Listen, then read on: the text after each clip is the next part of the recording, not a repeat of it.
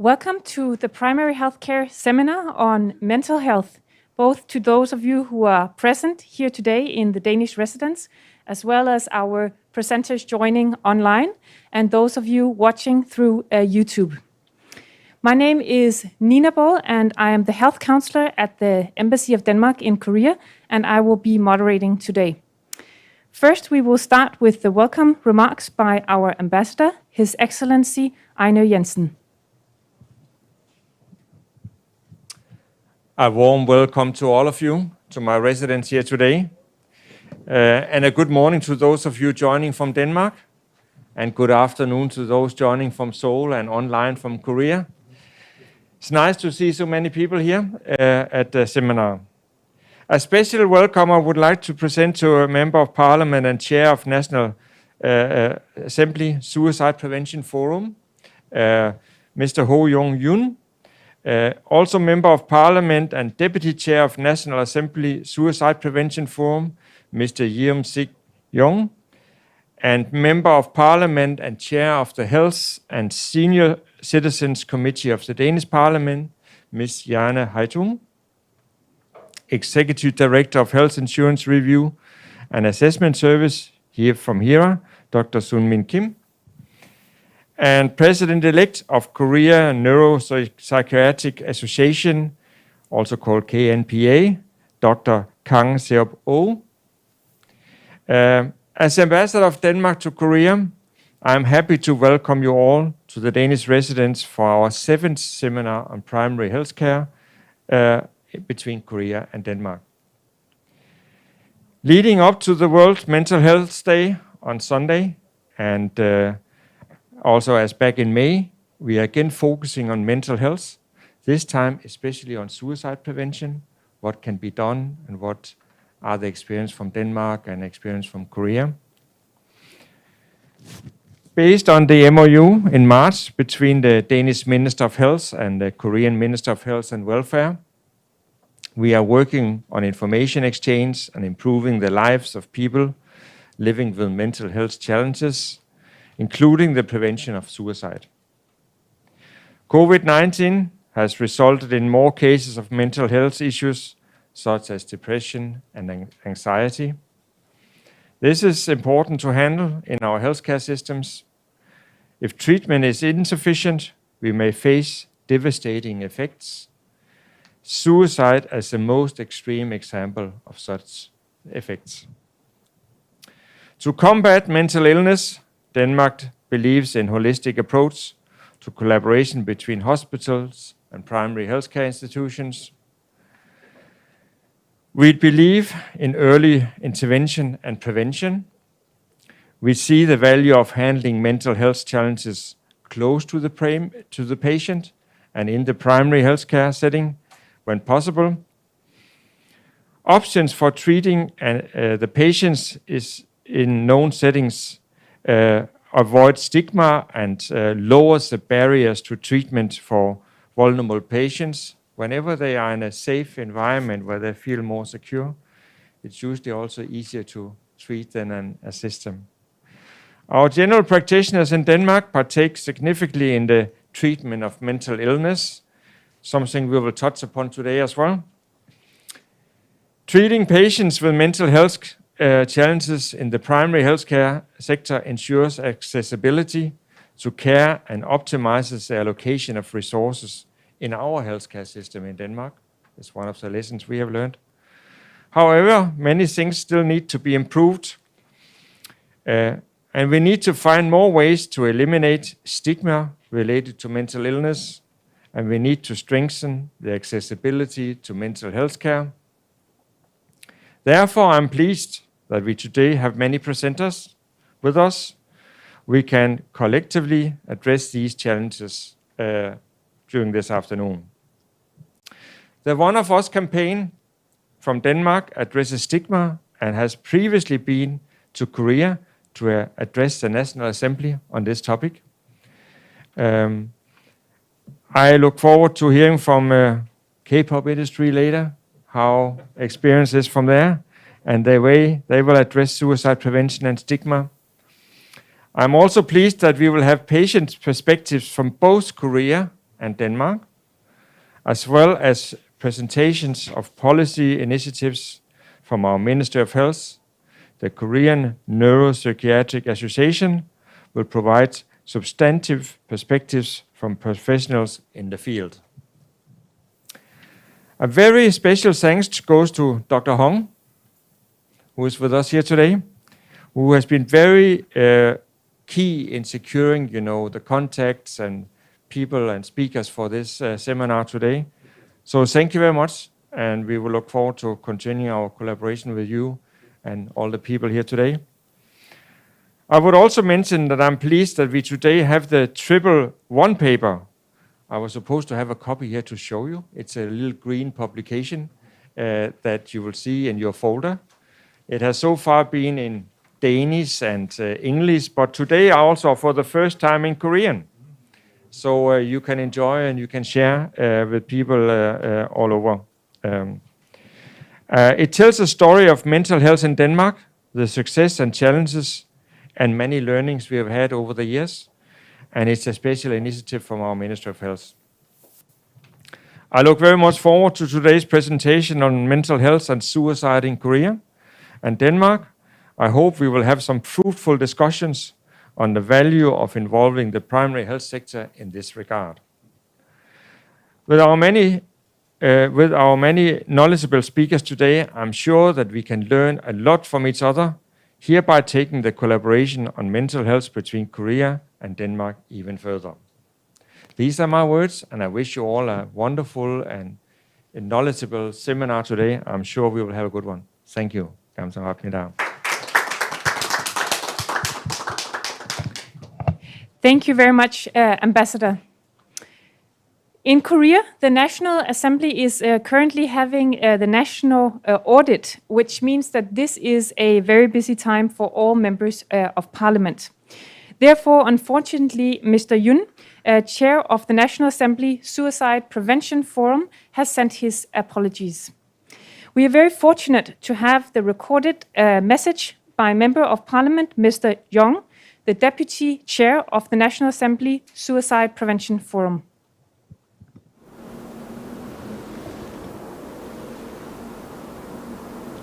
안녕하십니까. 국회 자살예방포럼 부대표 정점식입니다. 오늘 대한민국과 덴마크 복지부 협력 정신건강 세미나 개최를 축하드립니다. 그리고 주제 발표를 맡아주신 양국의 전문가분들께도 감사드립니다. 코로나19 사태가 장기화되면서 전 세계가 힘든 시간을 보내고 있습니다. 대한민국은 코로나19로 인한 경기 침체, 심리적 불안, 사회적 거리두기에 따른 단절과 고립감 증가로 자살 위험도 점점 높아지고 있습니다. 지난해 자살 예방 상담 전화 상담 건수가 14,171건으로 전년 대비 53% 증가했다는 보건복지부의 발표도 있었습니다. 정신건강을 위한 올바른 정책과 활동은 자살 예방을 위해서 꼭 필요합니다. 저와 저희 국회 자살 예방 포럼 또한 그러한 문제를 인지하고 관련된 정책 세미나를 개최하여 관련 법안 개정 및 예산 지원을 위해 노력하고 있습니다. 오늘 이 자리엔 전문가, 정부기관 등 자살 예방을 위해 헌신하고 계신 많은 분들이 참석해 주셨다 전해들었습니다. 쉽지 않은 문제이지만 정신건강 정책과 효과적인 전문 서비스 연결에 대한 대안은 물론 자살 예방을 위한 많은 분들의 정책적 대안을 기대합니다.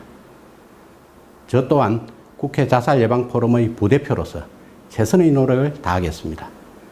참석해 주신 모든 분들께 거듭 감사드립니다. 고맙습니다.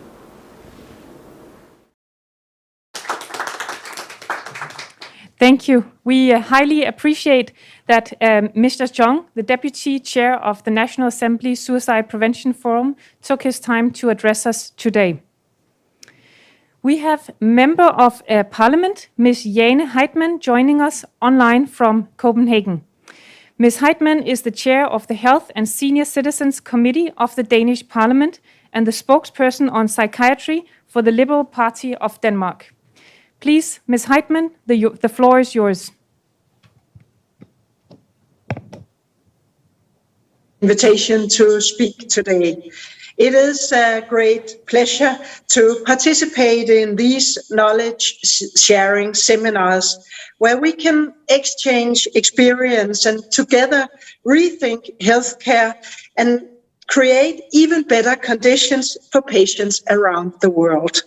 First, I would like to thank the member of the National Assembly and chair of the National Assembly Suicide Prevention Forum, Mr. Ho Young-Yun, as well as member of the National Assembly and deputy chair of the National Assembly Suicide Prevention Forum, Mr. Yeom Sing-Yong, for their remarks. Your positive words about Denmark are greatly appreciated. I'm also extending my appreciation to the President of HIRA, Dr. Sun Min Kim, and President-elect of Korean Neuropsychiatric Association, Dr. Kang Seop-un, as well as Ambassador of Denmark to Korea, His Excellency Ejnar Jensen. I would like to congratulate all Koreans present for your country's impressive handling of the COVID-19 pandemic. You have been well prepared and you have been able to strike a balance of keeping the infections under control while still keeping large part of the society open. You have served as an example and inspiration to many countries. Furthermore, we are pleased with the close collaboration that our two countries have had since 2013 regarding healthcare. Korea has an impressive pace when it comes to improving healthcare. And this brings many opportunities for us to learn from Korea, as well as to showcase our own experience and Danish solutions to the challenges that we share. The Danish royal visit to Korea in 2019 to celebrate 60 years of diplomatic ties further underlined close collaboration between our countries, which we will continue to build on in the future. Just before the world closed down due to COVID-19, I had the pleasure of welcoming a delegation from, among others, the National Assembly of Korea to the Danish Parliament, where we had an interesting talk about mental health and suicide prevention.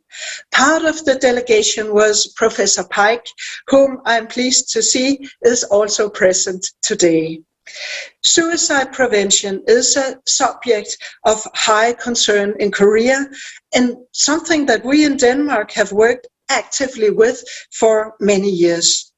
I know that the great collaboration between Korea and Denmark on this important subject is still ongoing and brings value to both countries. The New Deal initiative in Korea, and especially activities concerning smart hospitals, is very exciting and something that we will follow with huge interest. In Denmark, we have quite a lot of experience with super hospitals. One being the award-winning Slagelse Psychiatric Hospital that is globally known for its healing architecture, which includes the world's most advanced LED lighting system and healing decoration. We look forward to share our experiences with Korea, as well as to be inspired by your approach and your advanced technological solutions. As most other countries in the world, we are challenged by the increasing number of patients with chronic diseases. Healthcare systems around the world are stretched to the limit, and we need to think out of the box and take a different approach to solve this challenge. In Denmark, we see strong public-private collaborations as one of the solutions to this. We have a well-functioning public healthcare system in Denmark, but there is still a lot to do, and we can always improve. We see benefit in inviting private players to bring in innovative solutions that can take some of the pressure off the healthcare system. These solutions range from remote handling of blood sampling and tests to diagnostic apps and personal support through digital solutions. The Center of Telepsychiatry is a research and development center within the mental health services that promotes the use of telepsychiatry and e-mental health to improve the quality and accessibility of care for people with mental health problems. These strategic partnerships have fostered more health as well as more research and resulted in integrated health solutions that benefit both the patients and the society. Health and well-being are one of the key growth, and investing upfront in better health is an investment that will pay off in the long perspective. A common feature for all these new patient solutions is that they have been developed with patient-centric approach. In Denmark, we have a long tradition of putting the patient in the center. In Denmark, we find that it is important to have a strong primary health care system. This goes for many areas, not least the area of mental health. We need to ensure that patients in need have access to treatment, for example, for depressions, in the primary health setting. Patients with depression need to have easily accessible treatment options in known settings. This year, World Mental Health Day theme is about mental health in an unequal world. Inequality fosters issues in mental health, which is why we look forward to discussing ways of promoting equal and fair access to treatment. I hope that you will enjoy the seminar today. Thank you for your attention. Thank you very much, Ms. Heitmann, for your inspiring remarks. We will now hear the keynote speech by Dr. Sun Min Kim. She is the Executive Director of the Korea Health Insurance Review and Assessment Service and is joining us online from Wonju. Please, Dr. Kim. Good afternoon and good morning. I am Executive Director of HERA, Sun Min Kim. Before I begin my presentation, I wish to express my deep appreciation to His Excellency Einar Jensen, the Ambassador of Denmark to Korea, for organizing today's meeting. I am more than pleased to join this valuable meeting as a keynote speaker. Actually, from the Korean War in 1950, Denmark has provided a lot of medical support and assistance to Korean society. Thanks to such assistance, Korea has successfully managed to make the transition from aid recipient country to a donor country. In that process, Korea could accumulate a rich institutional memory and became a country with valuable knowledge to share.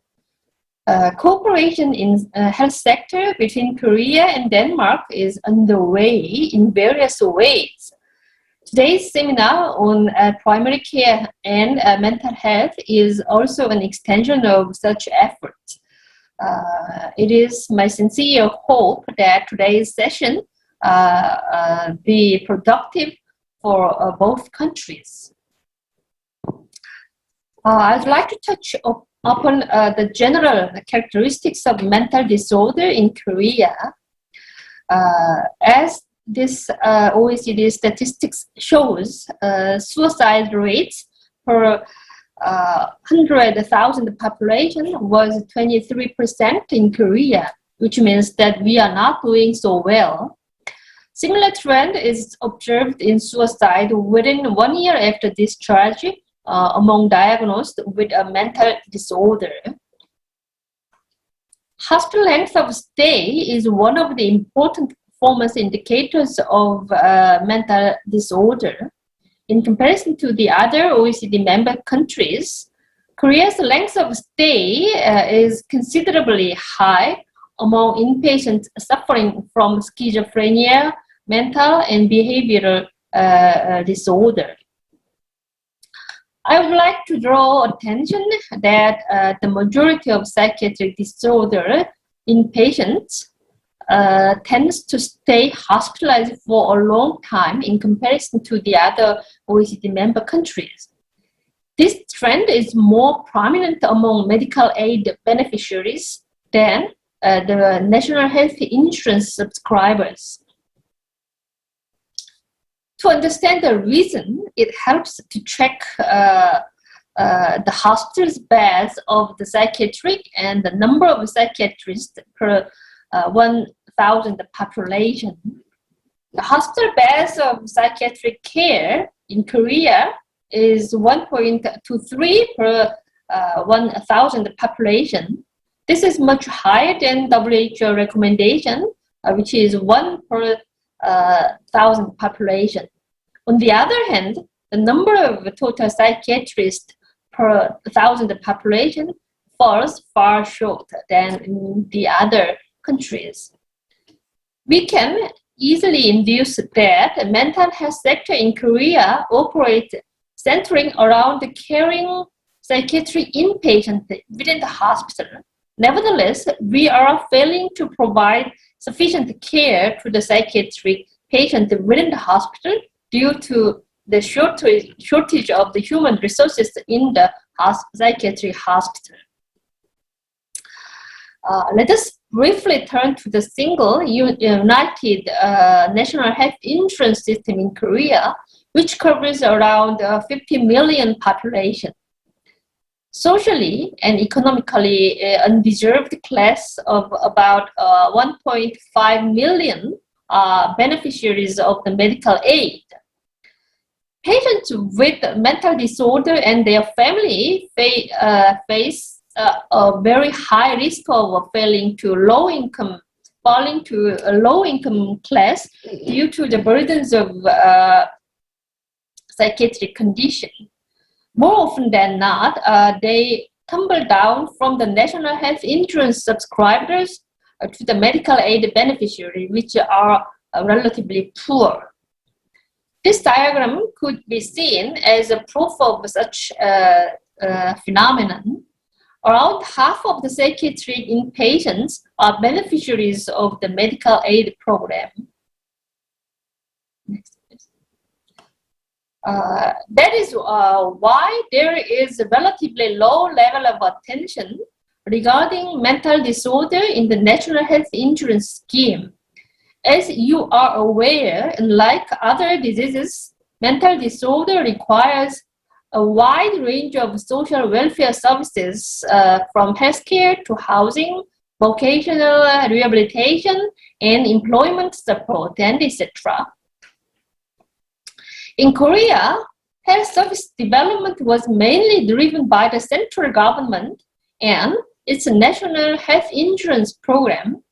Also, healthcare service providers are dominated by the private sector in terms of number.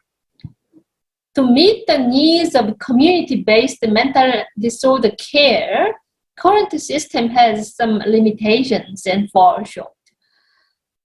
In addition, to provide community-based mental health services through public health care providers such as local health centers and public health centers, there are many limitations in terms of organization, capacity, and budget.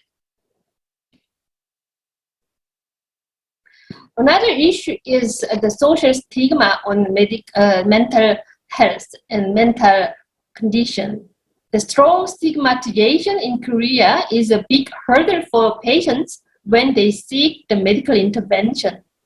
All these factors make the situation more difficult for those who need mental health services.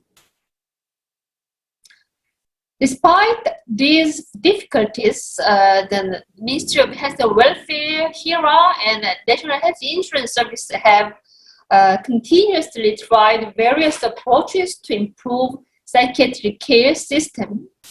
Under the Mental Health and Welfare Act, criteria for inpatient wards have been strengthened to improve quality of hospital beds to relieve overcrowding issue at psychiatric hospital wards. By maintaining appropriate number of beds, we are attempting a switch to community-based services from the hospital-centered services. For medical aid, outpatient fee schedule has been revised to encourage the use of outpatient services. To improve service underuse, due to low level of fee schedule, essential services are subsidized so that the treatment effect is improved. Length of stay is shortened and the readmission rate is reduced. There are many pilot programs underway to shift the paradigm of the psychiatric services from inpatient service to the community-based service. Community-based psychiatric care system has not been fully developed yet. We began pilot programs for case management and daytime ward management last year in order to facilitate the settling down in the community and reduction of readmission. We mean the pilot programs with introducing within the health insurance system.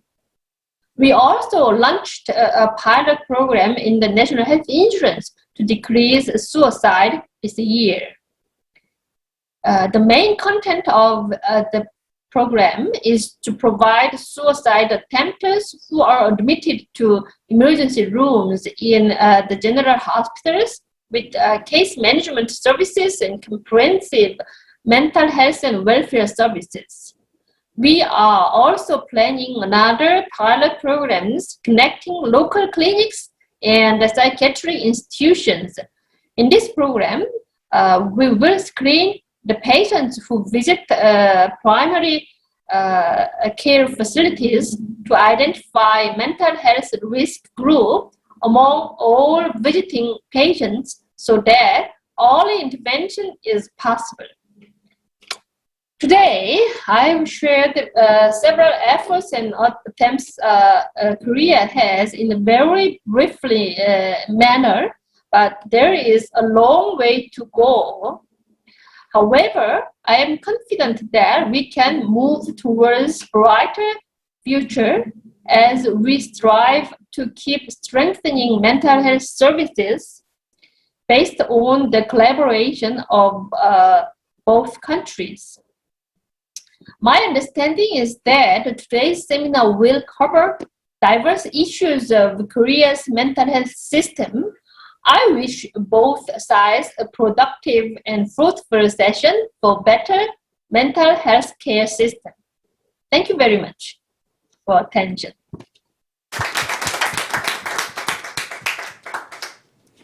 Thank you very much for your wishes, Dr. Kim, and also for your very informative remarks.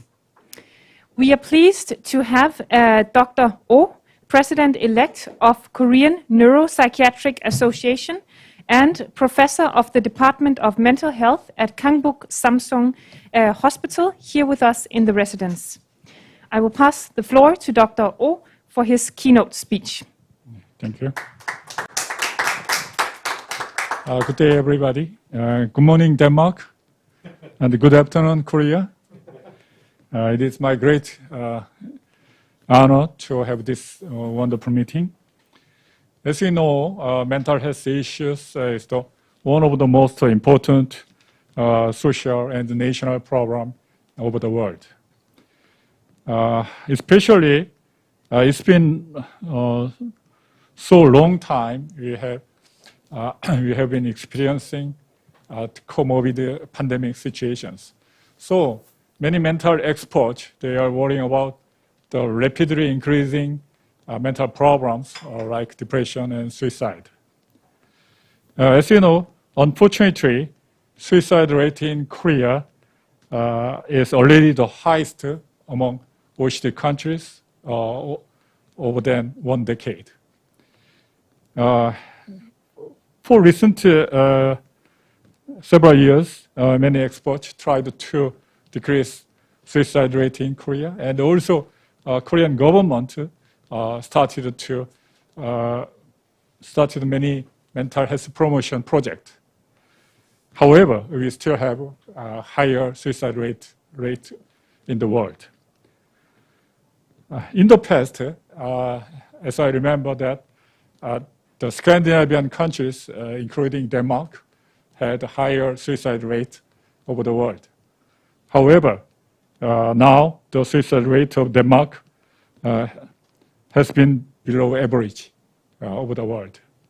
So I believe that this meeting can give us the advanced knowledge from Denmark, and also we can share our recent Korean experiences. I hope that with this meeting, we can exchange our knowledge, and also we can expand our information. Finally, I appreciate Denmark Ambassador Mr. Einar Jensen and Councillor Dr. Boel and Health Officer Ms. Park for your organizing this meaningful meeting. I also appreciate all speakers and participants. Thank you very much.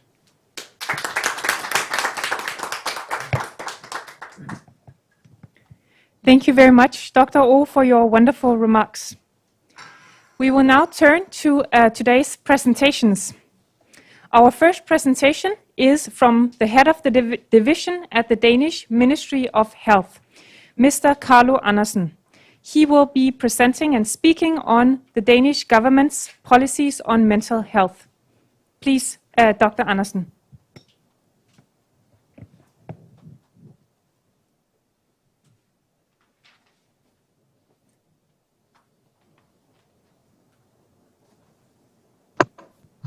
Can you hear me? Yes, we can. Thank you very much. Can you also see the presentation on the screen? Yes, we can. It looks perfect. Thank you very much. Good morning from Copenhagen and good afternoon to everyone in Korea. Very nice to see you all again.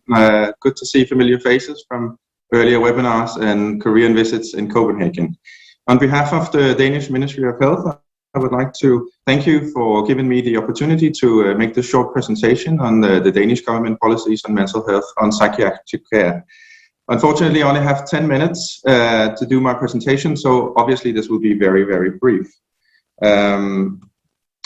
But first, let me allow just to use a few seconds on some advertising, because the Danish Ministry of Health and Healthcare Denmark has produced a paper on mental health very recently with a foreword from the Minister of Health, and it's been translated into Korean and also handed out to you today, as I've been aware. So that's very, very positive. The paper covers the Danish approach and includes examples from civil society, government initiatives, as well as a lot of initiatives from the psychiatric hospitals. It covers how Denmark successfully has lowered the suicide rates and some of the initiatives that led to this. Furthermore, digital psychiatry initiatives are also described, along to see how we do the early intervention and how that is making a difference. So hopefully you will find this booklet fruitful for your further work. Very briefly on the organization of mental health care in Denmark. We have the national level, the regional level, and the municipality level. On the national level, which is the Ministry of Health, we have the overall responsibility and the legal framework for the psychiatric care in general, while our distinguished colleagues in the Ministry of Social Affairs and Senior Citizens are responsible for social services. That means assisted living, treatment of substance abuse, and so on. On the regional level, we have 5 regions in Denmark that are responsible for the operations of the psychiatric hospitals. That means that the hospitals offer both inpatient and outpatient care. And also the regions are responsible for having agreements with the general practitioners, the GPs, and also psychologists and other healthcare professionals that work in their own businesses. The local GP acts as a gatekeeper that can treat patients or refer patients to psychiatric hospitals or to a practicing psychologist with partly reimbursed costs. The 98 municipalities in Denmark are responsible for a wide range of local services, including social psychiatry, housing facilities, and so on. They're also responsible for local preventive measures and rehabilitation after the patients have been discharged from the hospitals. Just to give you a few statistics of the development of the patient inflow, in the period from 2009 to 2018, there has been an increase in patients in the regional psychiatry of 31%. If you take the numbers and put them into age categories, you will see that we have experienced an increase of 27% in adult patients and an increase in children and young patients, adolescents, by almost 50%. You have to know that Denmark is a bit smaller than Korea, and we're just about 6 million people here, and approximately 170,000 people are unique patients that have received treatment within the regional psychiatry in 2018. In the general population, 12.1% of the general populations have received treatment with medicine for their mental illnesses. I would also like to address suicide prevention and the work we're doing about that in Denmark, because I know that suicide prevention is a very important topic for you in Korea. And just to give you an example of the development is, you can see here that from the period of 1980 and up until the millennium, we've seen a quite remarkably decline in the suicide rate, but unfortunately, since the millennium, the rate has been more or less stable, and that means that about 600 people a year commit suicide in Denmark. I'm pretty sure that we will also address this topic in the upcoming 10-year plan for the psychiatry. The decline in suicides from 1980 to up until the millennium was achieved by a number of initiatives. Primarily restricting access to known suicide methods. That means reducing in package sizing in painkillers and analgesics, and removal of carbon monoxide in household gas. We also know that gender is a clear risk factor. Males are much more likely to die from suicide than women, and we can also track suicide attempts, although underreporting and people not seeking help is a big issue here. It is estimated that somewhere between 6,000 and 12,000 people come into contact with hospitals every year after they have tried to commit suicide. The work with suicide preventions are also important to mention here. The suicide prevention centers provide important work every day, and they are categorized into the 5 regions. And are permanently funded with 12 million Danish kroner, that is approximately $2 million American dollars. And they provide treatment for patients that attempt suicide, counseling, supervision, and education of professionals. And the professionals, of course, are those that come into contact with persons that are at risk of suicide. Besides the suicide prevention centers, we also have a national partnership on suicide prevention that is hosted by the National Health Authority. And the Ministry of Health are also a member of this partnership. It provides the framework for knowledge sharing, inputs for national authorities, and consensus building. It also distributes funds for activities aimed at suicide prevention. That means research, pilot projects, conferences, and so on. The regional suicide prevention centers, the research institutions, civil society organizations, and government agencies are in total the members of the national partnership. Also, and very happily, the national partnership was extended last year with further funds. So we have funding for this partnership up until 2024. Also worth mentioning are Livslinjen. It's a national-wide counseling initiative for suicidal people and their relatives. you can contact the Lifeline, Livslinjen, via phone or over the internet or via a chat function, and it's permanently financed by the Finance Act in Denmark. Also worth mentioning is the fact that the media in Denmark has an agreement to address the Lifeline, this initiative, every time that they write about suicide or suicide attempts.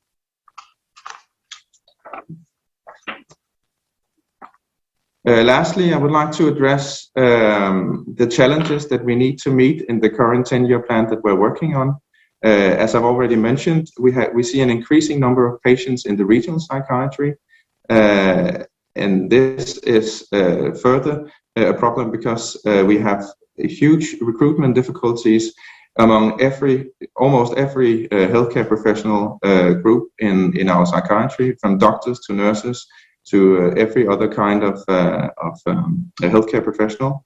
We've seen an increase in children and young people with mental health issues. This has probably been worsened by the pandemic and the restrictions that have followed with this.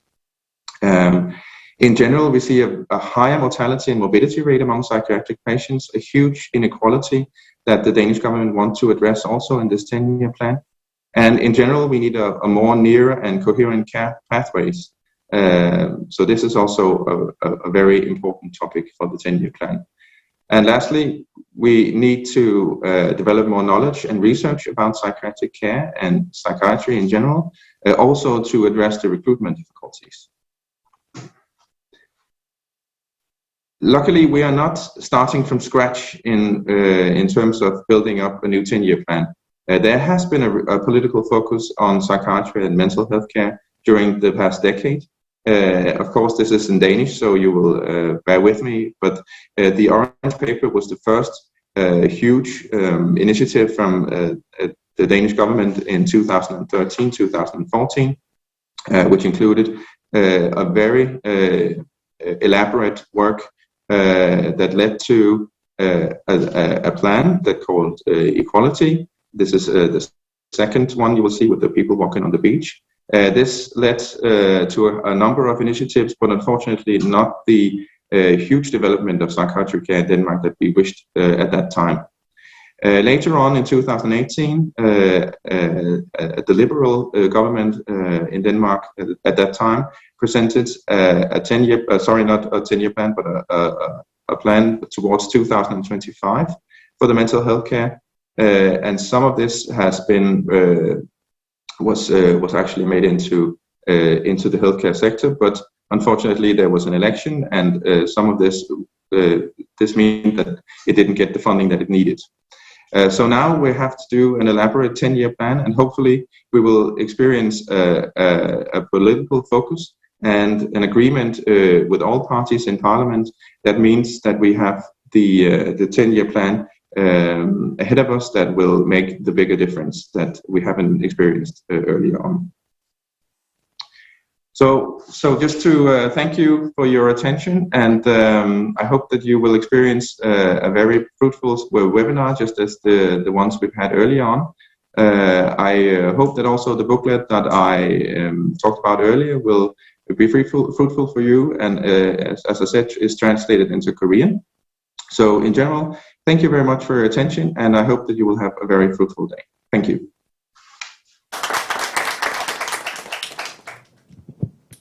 Thank you very much, Mr. Andersen, for this very informative presentation.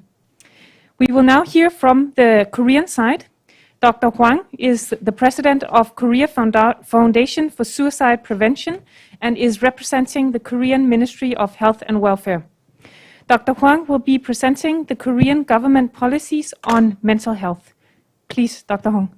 Thank you for your introduction, and it's my great pleasure to present to you the mental health and the suicide prevention policy of Korea, commemorating the World Mental Health Day. Would you please give me the present? Okay. So this slide shows you the recent trend of suicide in Korea. Compared with 2019, we can see the decreasing number of suicide in 2020 and 2021.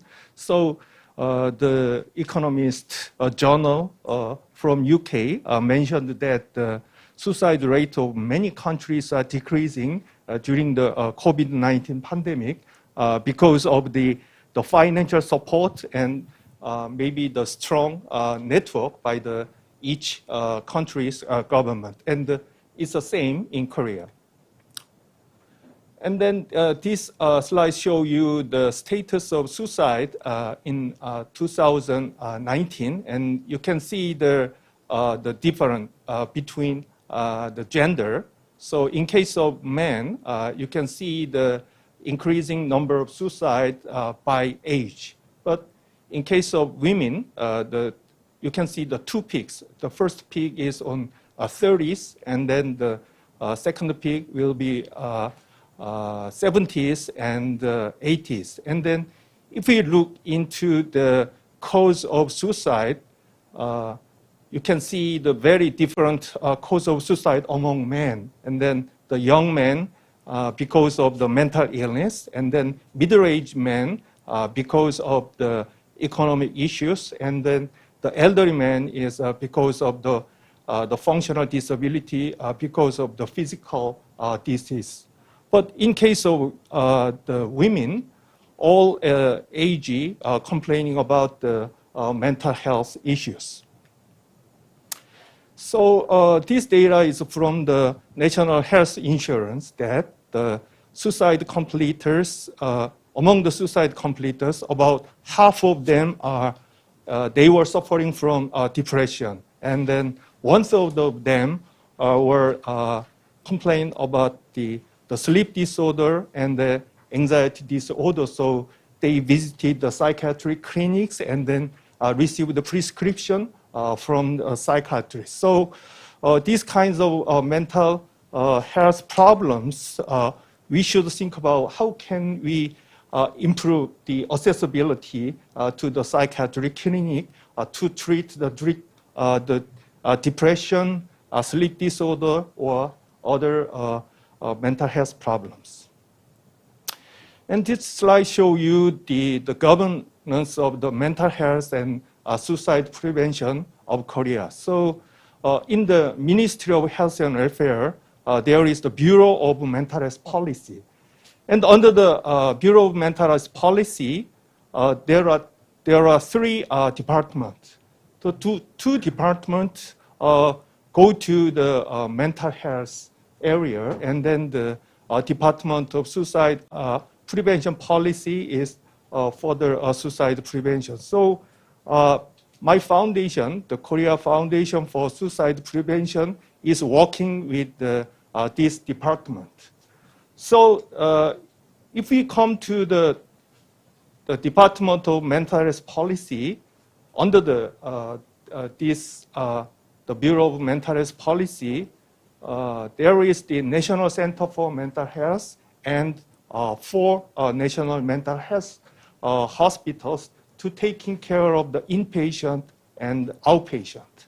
And if you go to the province or metropolitan city, you can find the Metropolitan Mental Health Center and also the Metropolitan Suicide Prevention Center. But the number is very different. So you can see the very small number of Metropolitan Suicide Prevention Center. And also if you come to the local city, you can find many community mental health centers in the local city, and also 50 addiction prevention center. But in the local city, there are lack of the suicide prevention centers. So government would like to set up more suicide prevention center in the local city in the future. So this is the typical case management system of the community mental health center in Korea.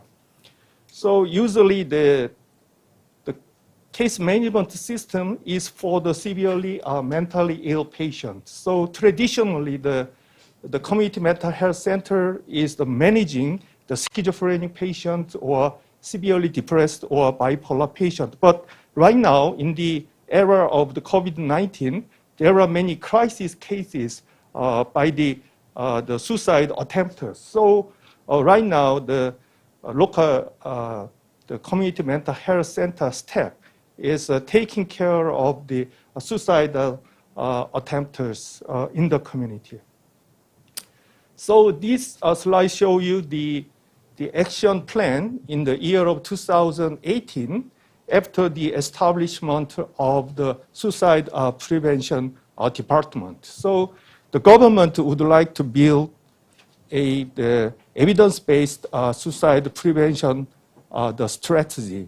So the national surveillance system of suicide trend is right now is very important. And then according to the stage of suicide, there are several different strategies.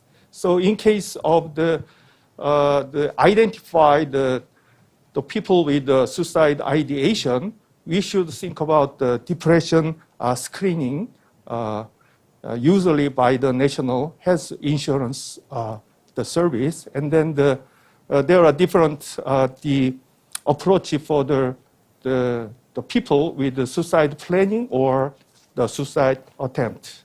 And then we should develop some suicide prevention program by the age group. I will comment this later. For the evidence-based approach and then the development of the strategy in the local level, the data is very important. So right now, we are collecting the data from the Statistics Korea, the National Police Agency, National Medical Center, and Ministry of Education. So we are making the database with this data, and then provide this data to the local the cities to establish the very tailored suicide prevention policy by the local cities or the province. And also, this data is very important to establish the policy in the community mental health center. As I told you, the local mental health services is very important to reduce the suicidal risk. So in the local level, the community mental health center staff provide the suicide prevention services to the local people. And also, as the director of HERA mentioned, the hotline, the 1393, the phone number, is very important for the counseling services who are in the very crisis situation. And also, for the depressed patient, the accessibility for the mental health services or psychiatric outpatient services are very important. So if the patient come to the local community mental health center and then the staff thought this patient need a medication, then the staff can refer the patient to the local psychiatric clinic. And also for the suicidal attempters, the emergency service is very important. So for many years ago, the Central Suicide Prevention Center would like to establish the network with the emergency room. And right now, more than 76 university hospitals or general hospital emergency room established the case management program for the suicidal attempters. And then we would like to expand that kind of service to other university hospital or general hospital. As I mentioned, the intervention by the AG is very important, and then also we should develop a very different strategy for the suicide prevention for the seniors or the military personnel. Recently, we can witness many suicide in the army, so we need more special approach for these military personnel And also, we can see many college students commit suicide because of stress of the studies or their unclear future to getting a job after graduation from the university. So in the case, we must provide some special intervention or some support for the population. So for to save the previous precious life and also to create the culture of respecting life, the Korean Foundation for Suicide Prevention was established this April. So the mission of our foundation is to realize the safe society through creation of the social movement for suicide prevention. So we would like to invite every Korean to be a gatekeeper. And our vision is to establish the evidence-based policy development and service implementation in the local city. So as I mentioned, the educational program for the gatekeeper is very important. So we already trained more than 3 million Korean people as the gatekeeper, and we need more. So I would like to invite all of you for the online education program for the gatekeeper in the future. And also suicide awareness raising project is especially for the college student or young people. So we are recruiting the supporters for our foundation to be involved in the social awareness campaign because there are many stigmas also to the suicide, just like a mental health issue. And then I think the suicidal attempters and then the believed families are high-risk group. So we should develop some psychological counseling or financial support for the patient, suicidal attempters' families. So fortunately, the Korean the Life Insurance Association donates the big money to our foundation. So we are supporting the treatment of the family members right now. And also the suicide post-prevention program is another one. And then the friends or colleagues of suicide completers are also suffering from the PTSD or very stressful situations. So if you want that post-prevention service, please call this hotline. So it's my caricature, and then my nickname is life-saving psychiatrist to communicate with the general population. And as you know, the next March, we will elect the new president of Korea, and there are many candidates. So it's our duty to prioritize the suicide prevention issue as a political agenda. So we are collaborating with many journalists, just like Mr. Kim, to make the political the agendas for the prevention of suicide. So please support my foundation to do more work in the future. Thank you.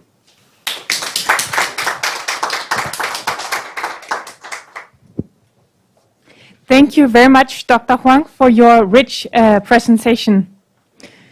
Our next presenter is Dr. Paek, who is the Legal Affairs Director of the Korean Neuropsychiatric Association and a professor at the Department of Psychiatry at Kyung-hee University College of Medicine.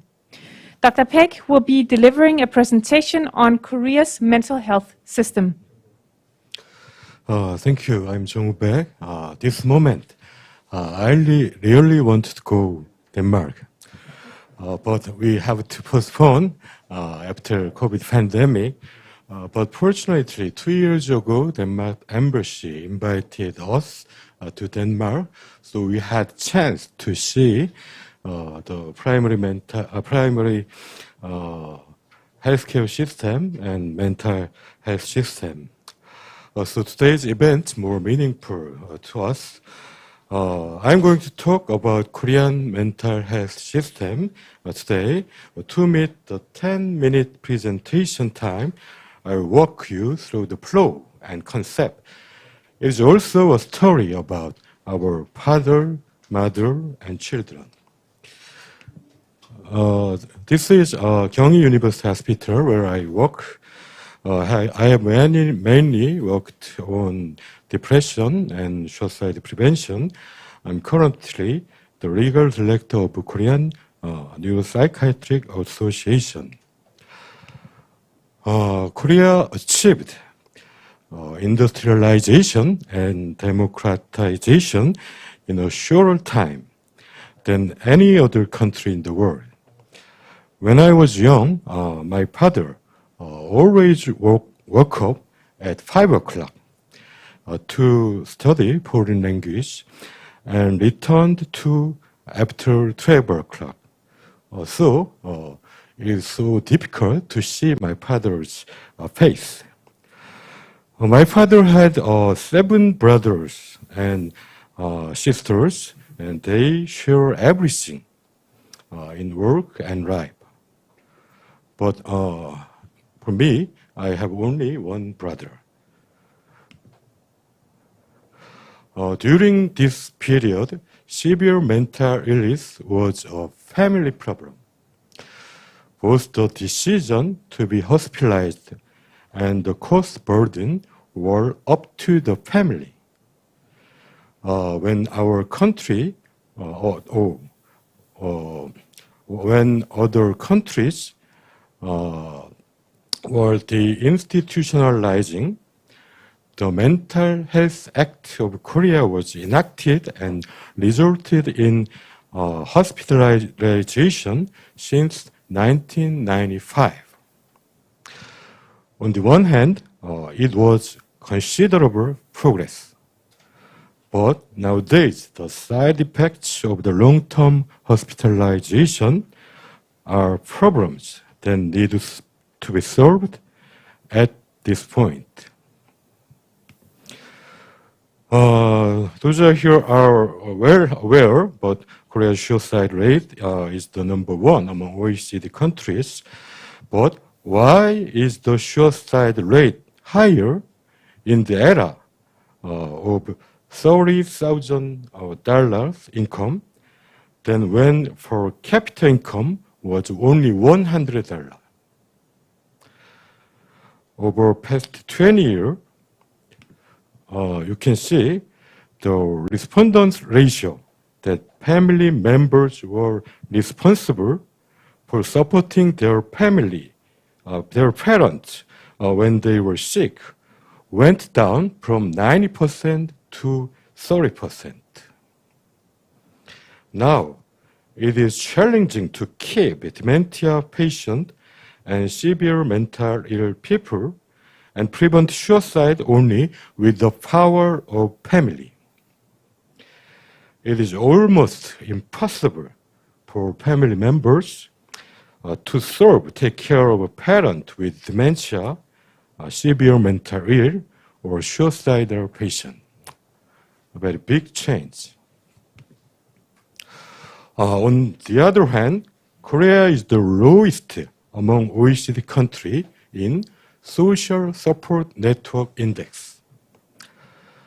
I think it is connected to highly suicide rate. While Denmark, you can see that Denmark is 5th. Do you know Squid Game? Yeah. Oh, nice. Squid Game is popular airing on Netflix these days.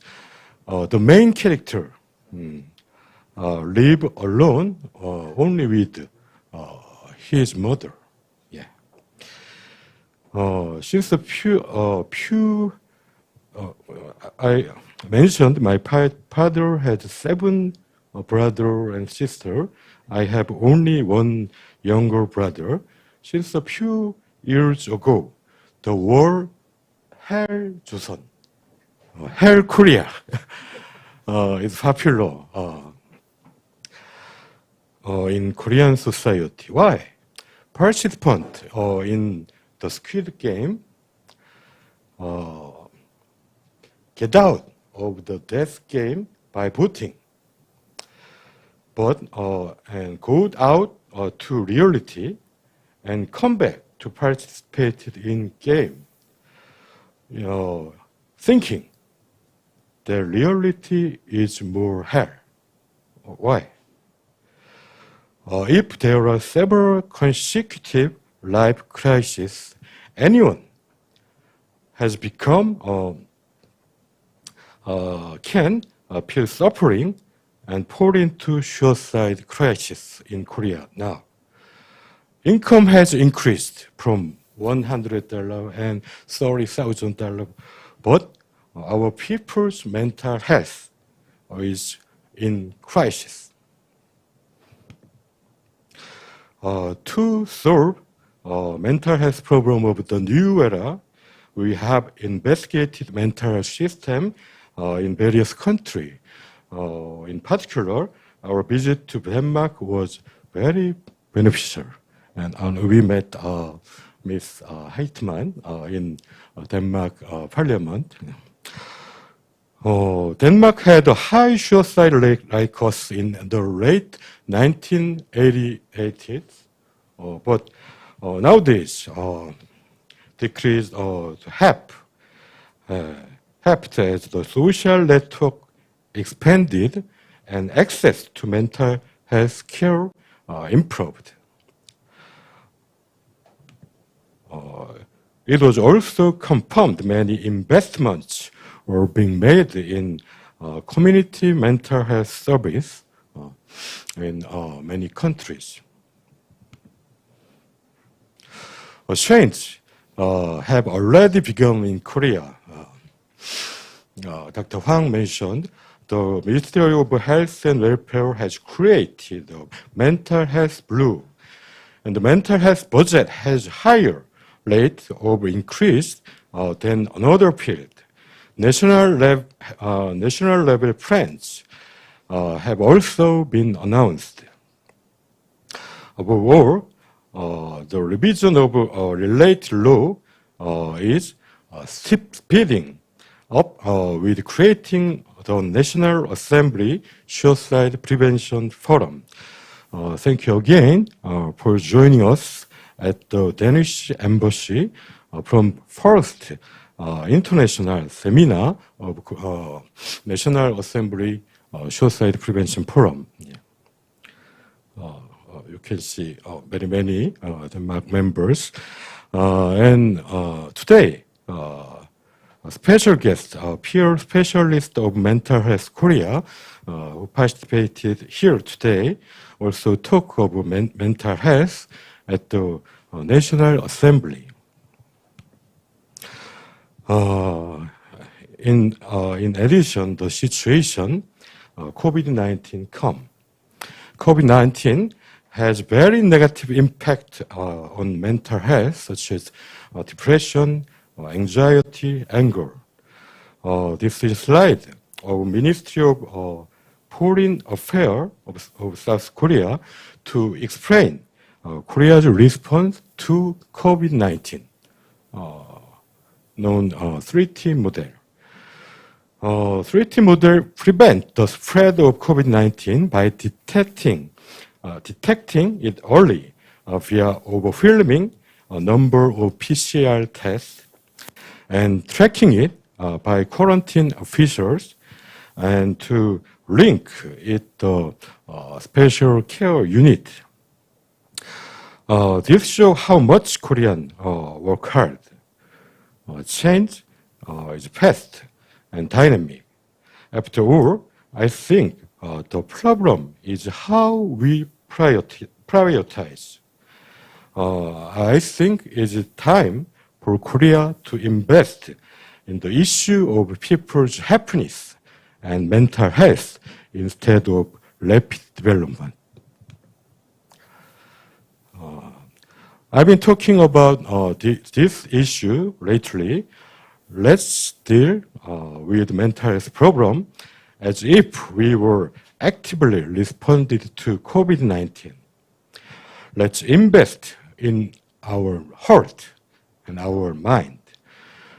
Just as Korea achieved rapid industrialization and democratization, we hope community mental health service will also proliferate and grow. Anyone can fall into a crisis of life if only person next to them listen to their stories and support them, like them, we can find hope. Now is the time for our society to create a safety net to replace large family system and deal with mental health at the national level. In the process, I believe cooperation with Denmark will inspire us. Thank you for attention.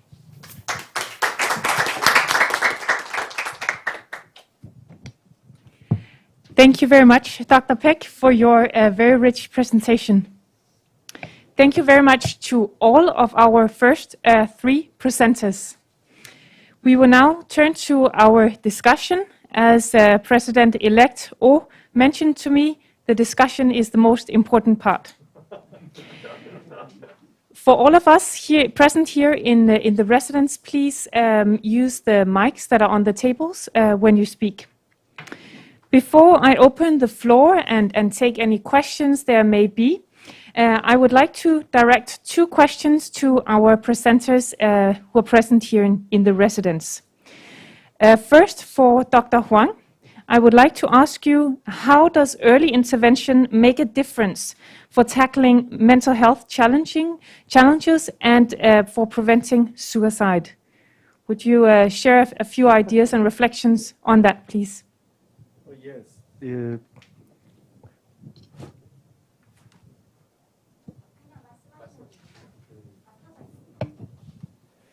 I think the early intervention is very important for the mental health care, and also if the people has some suicide idea or suicide planning. So in Korea,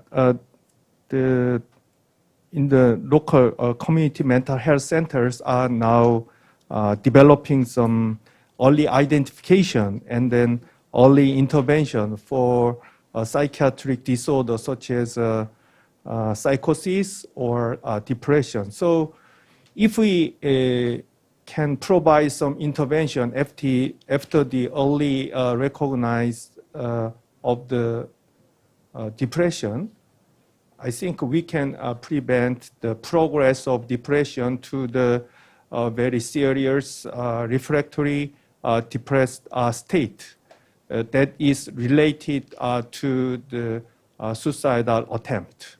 As I presented, among the suicide completers, almost 50, they suffered from depression. So if we early identify their mental health problem, including the depression, we can refer the patient to the psychiatrist. So as the director of HERA mentioned, there are pilot projects for the medical insurance investment for the referral of depressed patients from the local clinic, such as a pediatric clinic or OBGY clinic, if the doctors are found some depression among the child or the postpartum depression, the patient in the OBGY clinic, then the doctors can refer the patient to the local psychiatric clinic. In the case, the HERA will reimburse the fee for the referral of the clinical doctors. So that kinds of early recognize of any patient in the community and the referral to the local psychiatric clinic that will be a good solution for the intervention by the psychiatrist, I think. Thank you very much, Dr. Huang, for sharing those reflections. Dr. Peck, you have been in Denmark, and you're very knowledgeable about both the Danish and the Korean healthcare system, as well as the primary healthcare setting and the secondary healthcare setting. I wanted to ask your opinion on the primary healthcare setting and what sort of how the primary healthcare setting can benefit and help people with mental health challenges and also help prevent suicide. Very good question. 2 years ago, I visited primary healthcare clinic in Denmark and Belraju psychiatric hospital. So we could see it is very effective and integrated system. Denmark has internet-based medical record system. GP and specialist can see same chart, and GP can ask the specialist by email or chatting, and so I surprised nearly above half people of Denmark donate their genetic information to national government. So Denmark has very good cooperation system between primary clinic and specialty clinic, and the charge of regional psychiatric center told me their concern and goal is to decrease waiting time for seeing psychiatrist. Average 6 weeks. They want to decrease to 4 weeks. I asked them how many patient psychiatrist see one day. He told me 4 patients a day. I couldn't say how many patients I see in Korea. So there are some gap. In Korea, above 90% of doctor completed resident training and get certification of special board. So it was helpful to make a treatment-centered approach. But nowadays, our government want to make a primary care system, but I think by the cultural and systemic difference will make with some time. And one more, and we found very good emergency system in Denmark. Denmark psychiatrists provide 24-hour specialist call service for all peoples and police and 911. So I think it will be very helpful for Korea. Yeah. Thank you very much, Dr. Peck. And I think that President-elect might want to add a bit to that. Yes. Yeah, I totally agree with your answers and questions. The early intervention is very important. So I remember that in Japan, in the local clinic for especially elderly people, they checked one-page checklist for the all patients to visit local clinic. And for example, how was your sleep? How was your appetite? How was your mood? 5 or 6 items. But after checking the page, even though they checked just one item, that time every doctors they have to report to the psychiatrist or the specialist.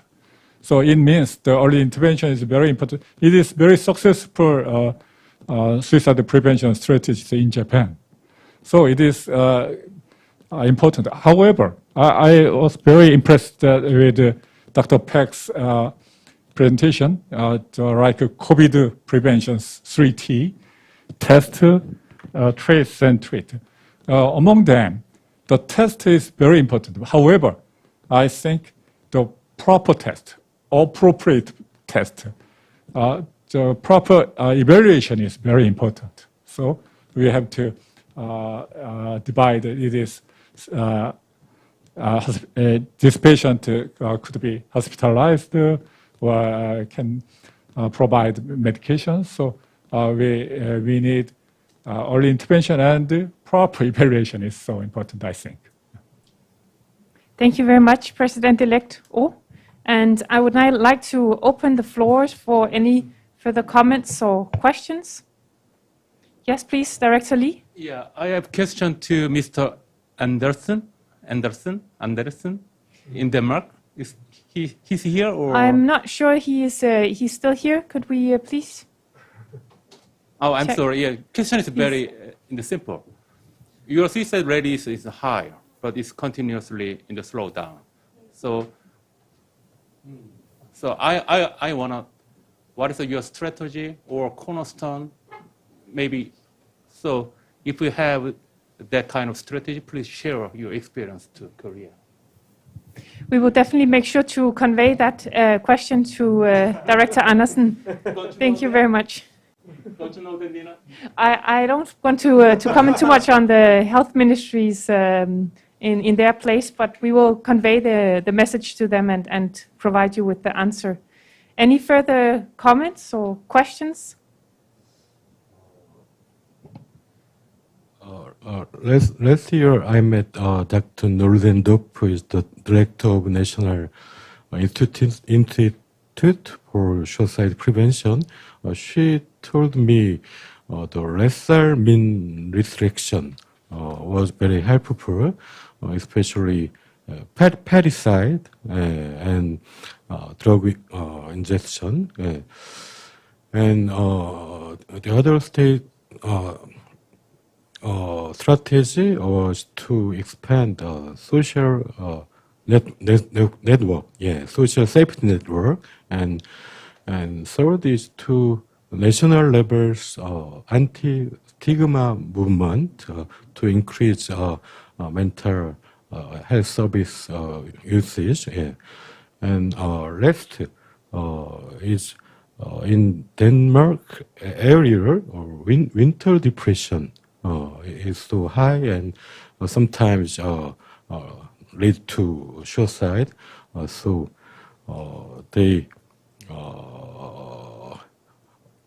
made a very awareness campaign for winter depression. Yeah. Can I have one more question? Yes, please. One more question to the Korean expert. Actually, I think that in the suicide rate is a plateau. I think so. Maybe in some days, sometimes we slow down.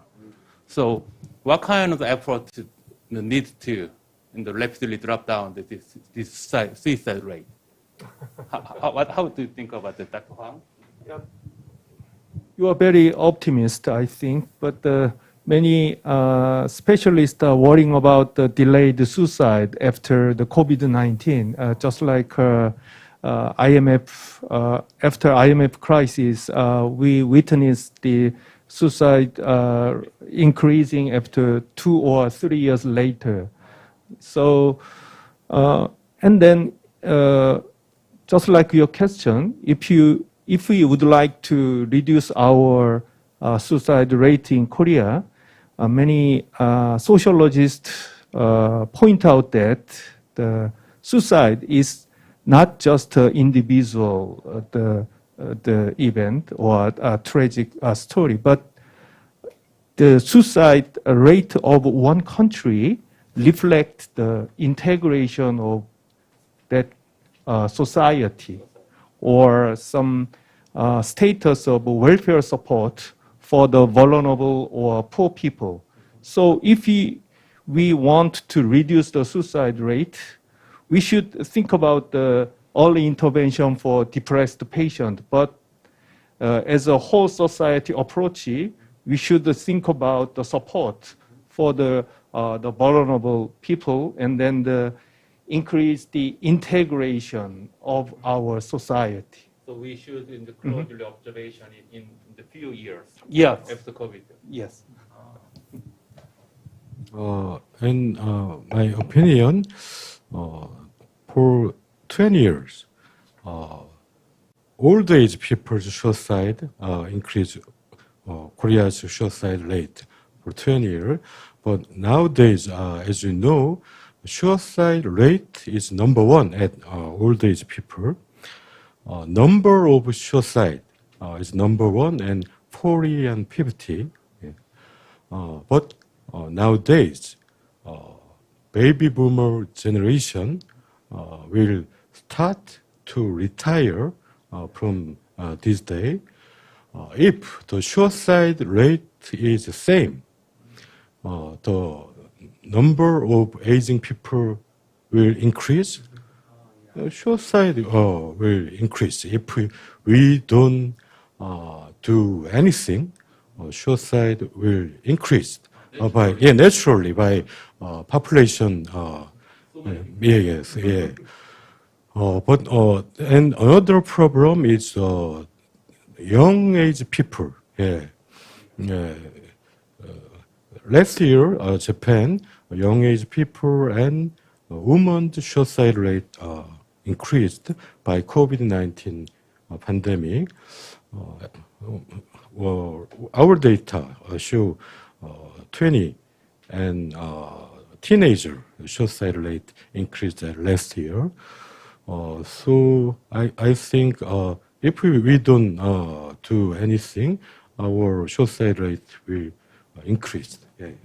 Thank you very much, Dr. Peck, and also for putting that into relation to the changing demographics. Perhaps our ambassador, Einar Jensen, has a comment? Yes, a very interesting discussion here. I think what you are saying, Mr. Hong, is that, once you have a more elaborated welfare system, maybe in the case of Denmark, we have, free education, free healthcare, pension schemes, elderly care, child care, and even if you fall unemployed, you have sort of kind of safety net under that. I think that might have helped us over the years to gain lower levels, because when we look, I think it was in the newspapers day before yesterday or whatever, that over 40 years, it's halved or 1/3 of what it used to be, our suicide rates. So maybe the welfare system is helpful, maybe, I think so. But I think also it seems to me, I'm no expert, but in the old days we had more difficult antidepressant,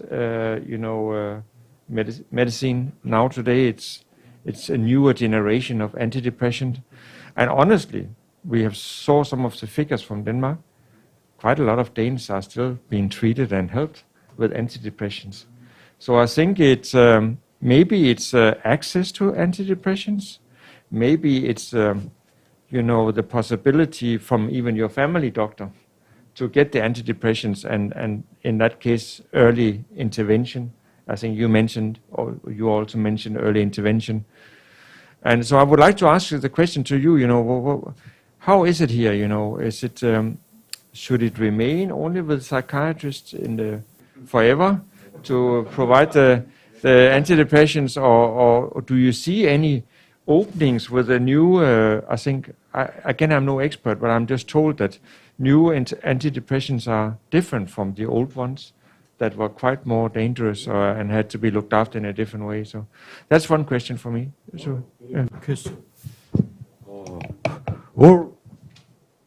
All depression treatment guidelines recommend the physician, especially competent to depression treatment, prescribe antidepressants because depression treatment need antidepressant treatment and psychotherapy. I think, yeah. So in Denmark, many physicians get training to provide counseling and psychotherapy. I think it's a very good system. But in Korea, until now, all Department of Specialists see their specialty area. So they do not provide psychotherapy. So we need to change this trend and make primary clinic for people. Yeah. So it takes some time to change. I would like to add some comment about suicide prevention and the treatment of depression. When you treat the depressed patient, the part of medication is just, I believe, 60% or 70%. With the rest part of treatment is the, psychotherapy and the environmental change and the family support and social support. And with that, the depressed patient can change their mind with the suicide ideation to the survival ideation. The other thing is SSRI is very good medication for depressed patients. However, we have to remember that in the SSRI black box, there is a suicide caution.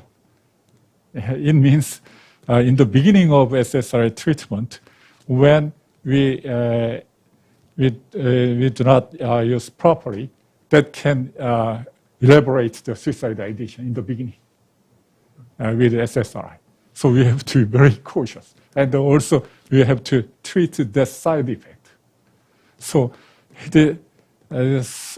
sometimes very dangerous. Yeah. So in my case, in the early treatment of SSRI in Korea, we are very cautious about the dosage decide. It was difficult for us. So we have to very cautious about the treatment. The other thing is for reducing suicide in Korea, we change our consensus about suicide in general.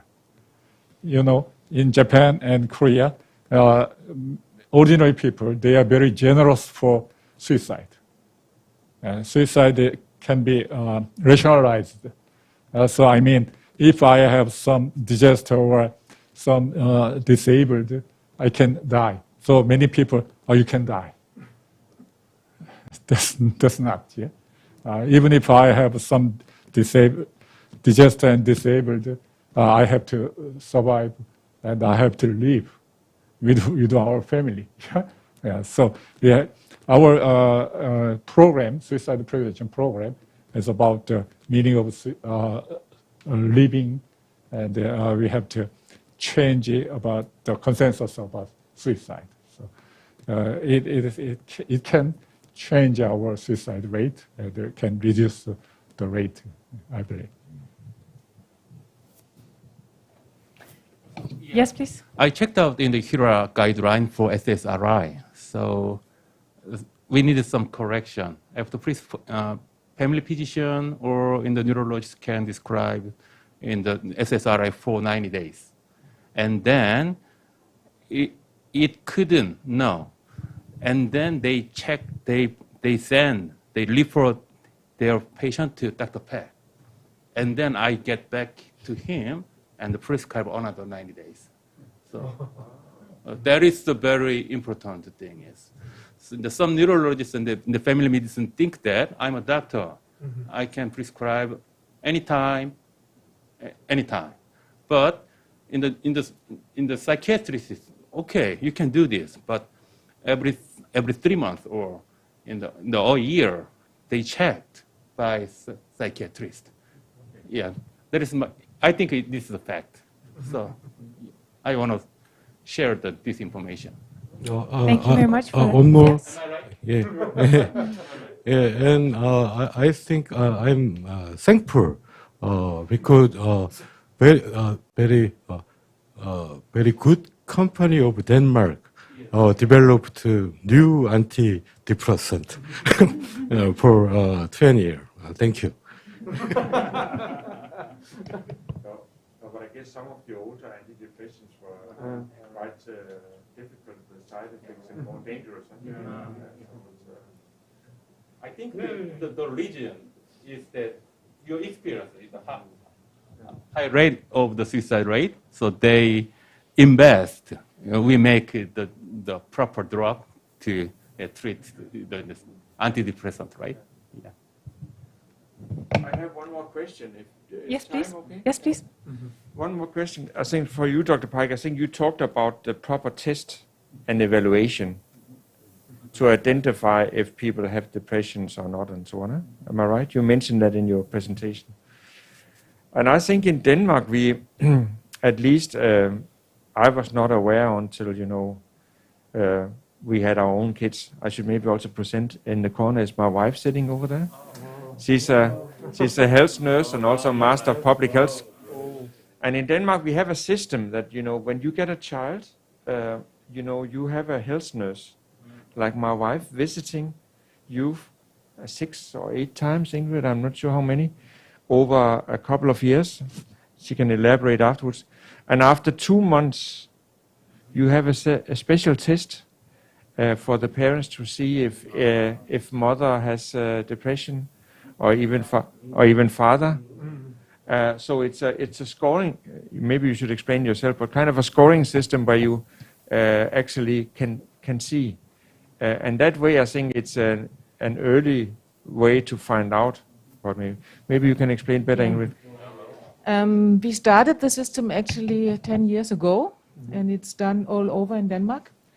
So this means that all the parents get the offer, so it's voluntary, to get a screening when the baby is 2 months old, or even when we discover some problems before we can do it for or later.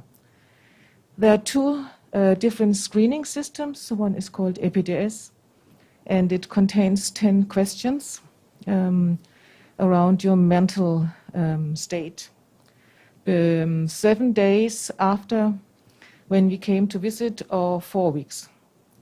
And the other one is Gotland.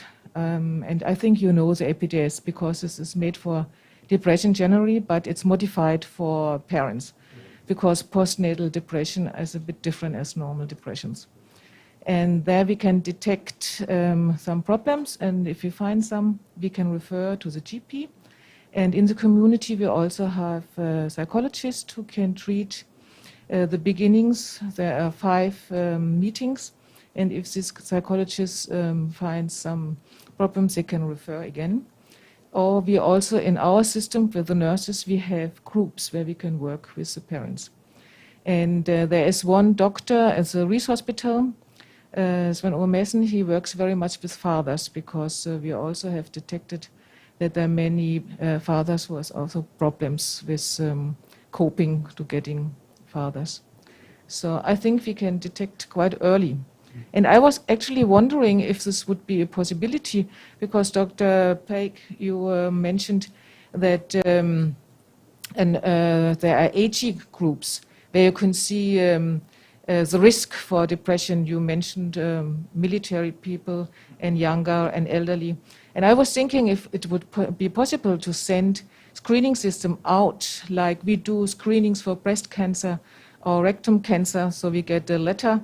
If you have a certain age, for example, you are a woman in Denmark about 50, then every 3rd year you get a test, an offer to come in for a mammography, for screening. And I think maybe if you could see from your statistic, we can see the high incidence or risk for suicide. You could do this by sending screening tests. And then you can get it back to the doctor, to the GP, and then find out is there a risk, and then you can find them. So this would be preventive and a very, very early inventive. Mm-hmm. It was just a thought of me. Thank you.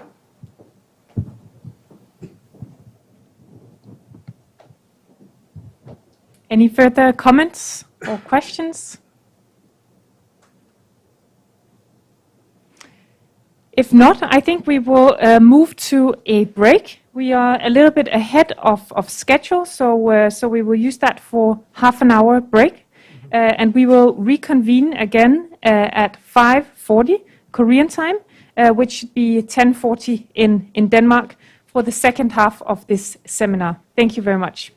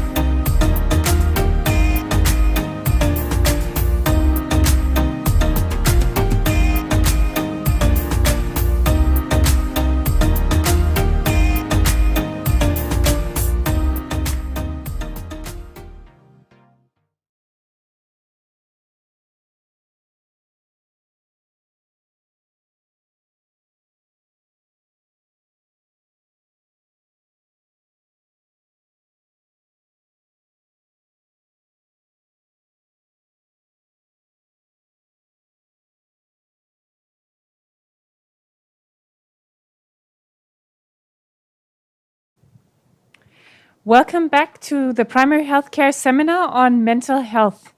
We will now turn to hear the patient perspective from both Denmark and from Korea.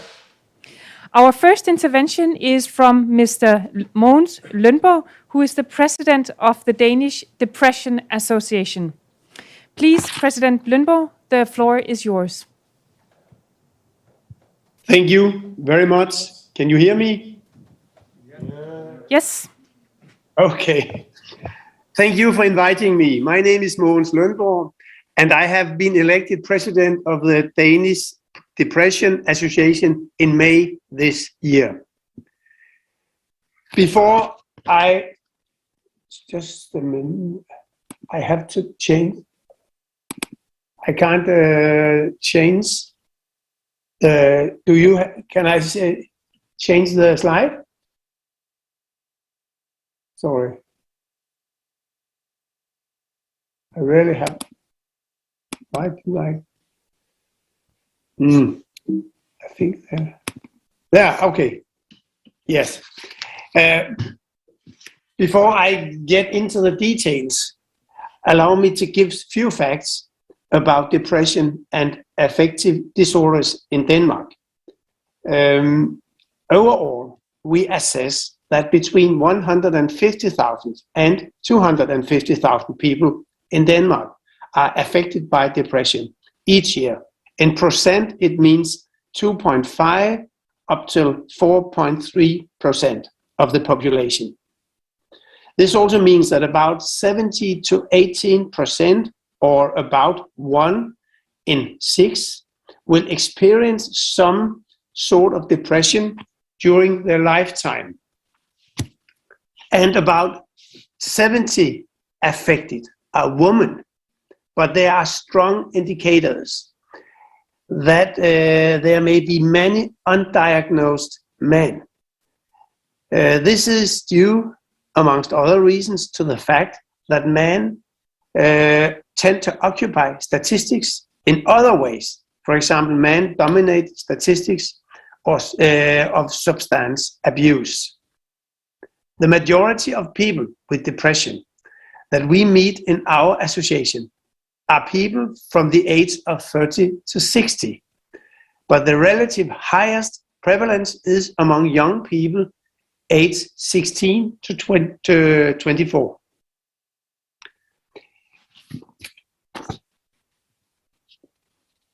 We have been invited to talk about the patient's journey in the health sector, seen from the citizen's perspective. It is a point in its own right that most people don't see themselves as patients just because they have a depression. For many people, it is a barrier to admit that they have depression or a mental disorder. This implies that a lot of people do not go to their general practitioners in the first place. We do not have official figures for the exact number, but most sources estimate that less than 50% of those suffering from mental health problems actually go to the doctor. About 90% of those diagnosed with unipolar depression are treated by their GP. If you go to the doctor, not all get a diagnosis, and not all get the correct diagnosis, and not all get or want the treatment available. This means that in reality, it is only a minority of the citizens suffering from depression and mental health problems that give the correct treatment from beginning. Once you are with your GP, the doctor will assess the patient by using the WHO MDI test.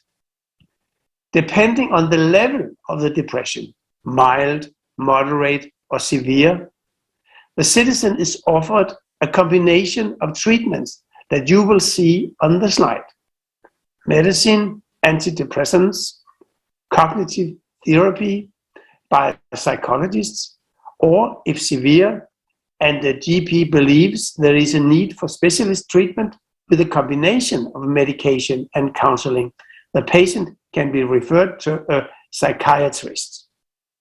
If very severe and the patient is, for example, psychotic or suicidal, he or she is referred to acute mental hospitalization and treatment.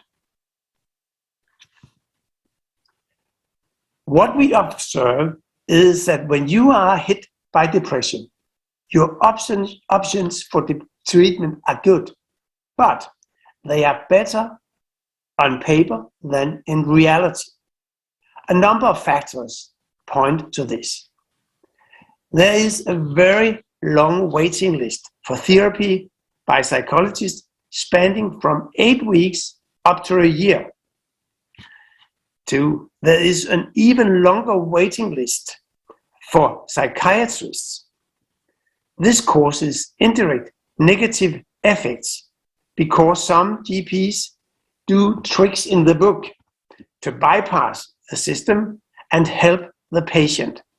For example, they refer moderately ill patients to the acute emergency hospital treatment, as they must see a psychiatrist before they can get a medication treatment plan. And this may, of course, add to the pressure of the emergency capacity at mental hospitals.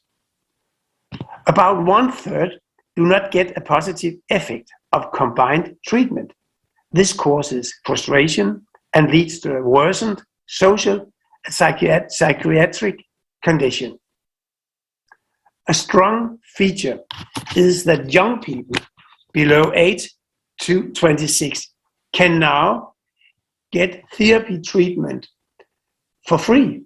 This has provided preventive support to thousands of young people, which is essential for recovery and long-term mental health. However, this rule also causes inequality in health.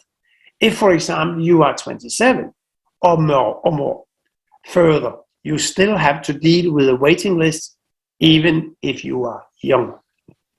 A weak point always mentioned by patients is that they have to navigate very complex bureaucratic procedures and follow up themselves. They must link with their GP, the employment, the office, the social services, the insurance company, the psychologist, the psychiatrist.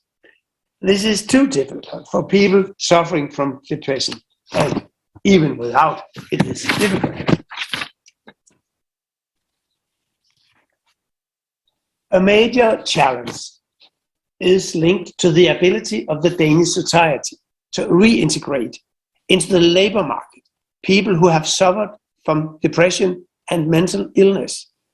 Very often, a citizen is suffering from a reduced work capacity, especially in the early phases of the recovery. There are very good and supportive measures for the minority who have been most ill. They can get light-duty jobs, and mechanisms are in place so that they can start at a limited number of working hours per week and slowly increase their work capacity at pace with their recovery. However, for the far majority, this is not a solution, as they are not offered this reintroduction package. Many of those who have suffered from one or several episodes of depression find that they cannot live up to the work expectations that are in the job functions, which originally contributed to make them sick. There is a need to reform the health sector in combination with the labor market sector in order to provide more jobs with a higher degree of individual customization and flexibility. This will better match the need of people having mental health issues and allow them to slowly regain their position. Thus, for some advice seen from our NGO, first, the health sector must have fast, and flexible access to treatment to stop the disorder developing. 2. Support must be given to patients' follow-up in the form of process coordinators. 3. The labor market must be equipped with flexible job opportunities for ex-patients. And 4. Large-scale public campaigns are needed to shed light on mental health to help understanding and reduce stigma. This was my words. Thank you for listening.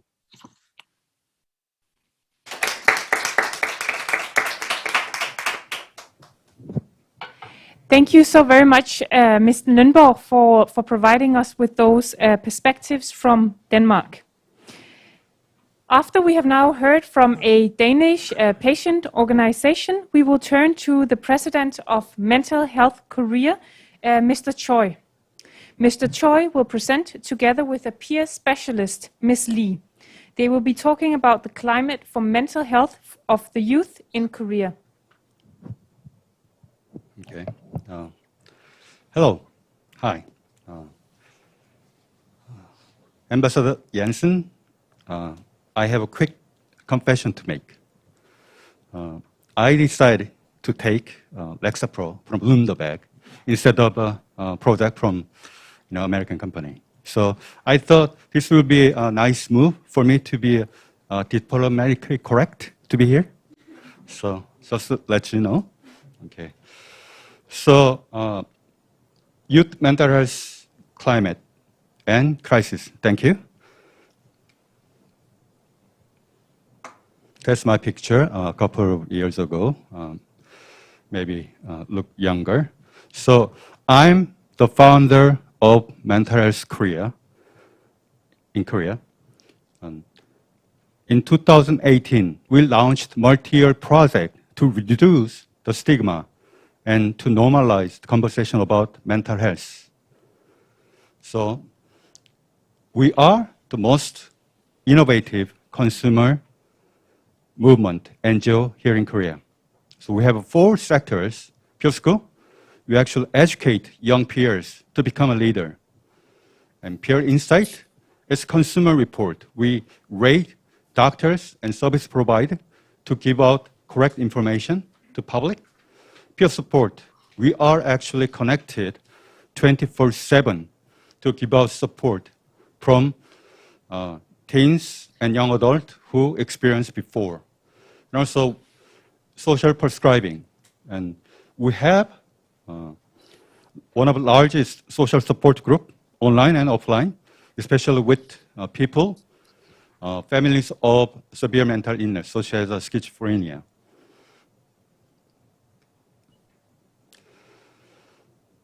We use the word of consumer instead of the word of patient because patient in Korean has so much stigma attached to it, especially sometimes it's weaponized by people. I think the word of consumer, word of patient should just only use under the care of professionals, mental health professionals. So there is an oppression occurs when dialogue becomes monologue. So we are developing empowered and smart consumer instead of just self-stigmatizing. Like nowadays, there is a big word coming. Everybody is using the word gaslighting, right? When people use it toward themselves, it's a kind of form of self-gaslighting or self-stigma. So we call it peer specialists, those educated people. So kids are, like teenagers are telling me that they're victims of social injustice here in Korea. They're victims of incest, sexual crime, bullying, LGBTQ+A issues, self-harming, and suicide issues. So we have this solution for this changing the mental health climate. First, empower youth leadership. And second, we hear the voice. That means we validate their feelings as a leaders. Third, success story. because oftentimes teens who are suffering from mental health issues or with the suicidal thoughts, they're often looking for like help or to be better. They want to be better, but it's hard time for them to find the other peers just at the age exactly same as them. So our peer specialists as a role model, it is really important for them to change mental health climate. So by giving them hope and confidence for them to get better, that's our solution to change mental health climate in Korea. So first, active peer specialists became a role model here in Korea. And also, first ever teenagers spoke major seminars and conferences. Thank you for you guys, like doctors. And also, they were featured many outlets of media, such as CNN, KBS, SBS, and major publications as well. So they used their story to reach out and change the society and then reduce the stigma and then enhance the early intervention. So they use their story on social media to create social impact so far. That's very brave. I call them as a surviving hero. So, dear Ambassador Jansen, do you remember those people, peer specialists you invited a couple of years ago? You know what? They become the authors of new, just came out, the book. Okay. It's right here. It is the first ever book published by the teens with lived experience. So the title is Our Wounds Are Honest. So I will give it to you after I finish. Please read the book and please spread the word because teens, they want to express their feeling in order to help others. So please, I want to really asking you to spread word and in order to reach the message written by those teens. So I would like to finish my speech. This important word, maybe you guys heard about it. Nothing about us without us. So it is really important to include those who already suffered. It's one of them. And it is time for action. That is today. Thank you. Thank you. Thank you. Now, I will introduce one of our peer specialists. Let's hear her voice. Okay. Ju Eun-lee.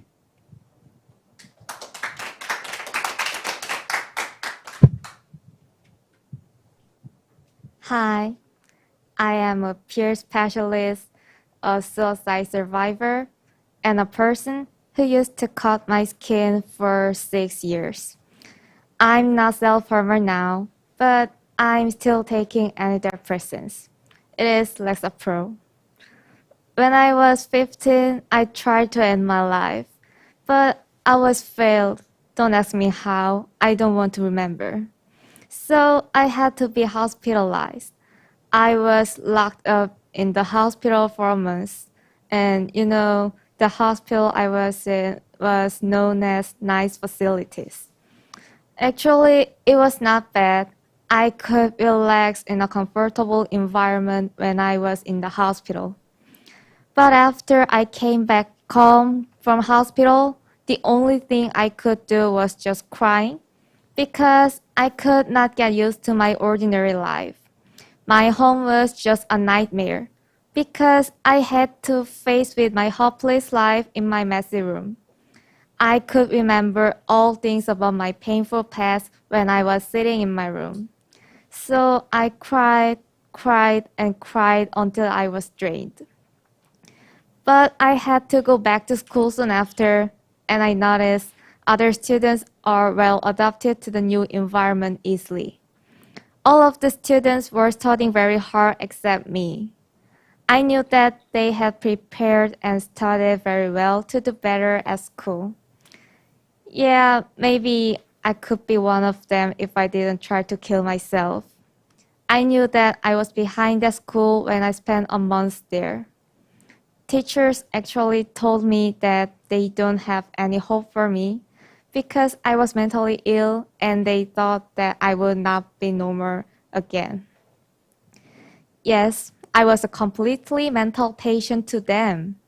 I thought my future would be just miserable because they told me so. I wanted to drop out of school and kill myself again because of them. But I didn't do that. My friends were studying hard when I was suffering and locked up in a hospital. And I hate that I was behind academically. I knew that more I was in hospital, I was behind of school and harder for me to adjust in school. I sometimes cut my skin when everything was too hard for me. Then people told me, "Your illness is really bad," and isolated me again. It was really painful for me to stay in school, but I didn't quit there. People wondered how I could stay at school after hospitalization. School was a very terrible place for me, but I was also afraid of being isolated from the society. It was really painful. Now, I graduated high school and start to find ways that can help others who are suffering from mental struggles. I know there are so many painful teenagers because of school, but they cannot ask for help anywhere.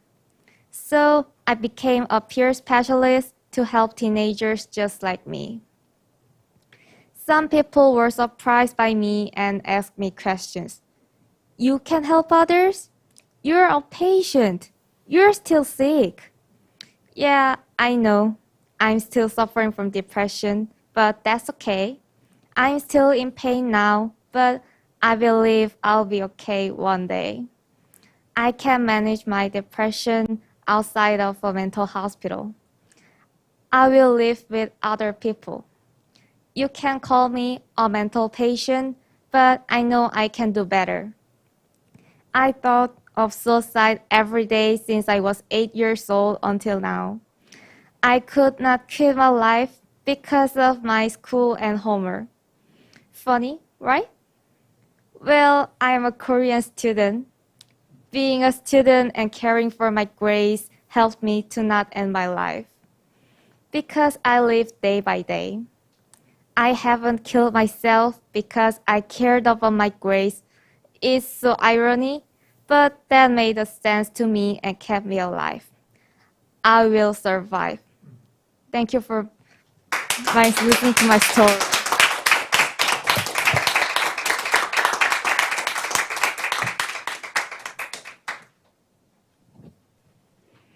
Thank you so very, very much, President Choi and Ms. Lee.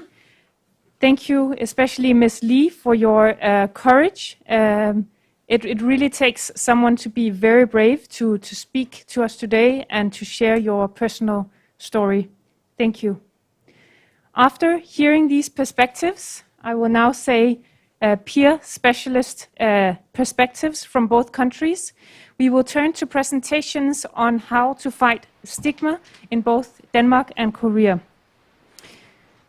Our first presentation on fighting stigma is by Ms. Anja Wittelsby, who is Special Advisor at One of Us, the Danish National Anti-Stigma Campaign. Please, Ms. Wittelsby, the floor is yours. Thank you. 1 second, I'm trying to share my screen. It does. I'm having trouble sharing my screen. Can anybody help me?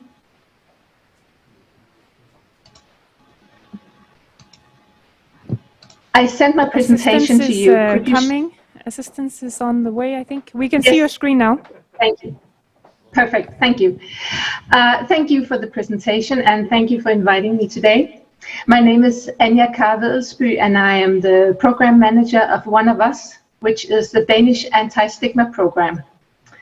Please change slide. Will you change the slide, please? Thank you. Go back once, please. Thank you. I only have 10 minutes, and I could talk for hours about One of Us, but I will today share with you briefly some facts about One of Us and the methods that work and which methods that don't work when doing anti-stigma work, and then give you a quick highlight from each of the 5 target areas of One of Us. Switch, please. So the vision of One of Us is to create a better life for all by promoting inclusion and combating discrimination related to mental illness. The keywords here are inclusion and discrimination. Inclusion, because the risk of exclusion is so big when you have a mental illness, especially when it starts early in life, which a lot of mental illness does, risking exclusion from the educational system and then the labor market, but also social life and many other areas. And we use the word discrimination because we refer to the UN Disability Act, prohibiting discrimination based on mental illness as well. Switch, please. So One of Us started in 2011. We've been going on for a little more than 10 years. And for the first 10 years, we were a partnership consisting of 7 large private and public organizations working within the field. And since August 1st of this year, we moved in and became an integrated part of the Danish Health Authority. And for now, we have funding for the next 4 years, but the intention is that it will be a permanent program within the Danish Health Authority. We have interventions at both the national, regional, and local level. I am located at the national level. And our mandate is to focus on knowledge, attitude, and behavior related to anti-stigma. We do not have a mandate for criticizing structure and services and financing services for people with mental illness, because the partners behind One of Us disagree in many different ways regarding this, but everyone's agreed the whole time that it has to get easier to live with a mental illness. Switch, please. Our mission is to increase the knowledge of life with mental illness, not increase knowledge of mental illness diagnosis and symptoms in itself, but living with a mental illness. What is that like? We also work to reduce the distance that leads to stigma and prejudice and exclusion, and increase the comprehension about mental illness in schools and workplaces and wherever you encounter mental illness, because that's where everyday life takes place. We have 5 different target areas.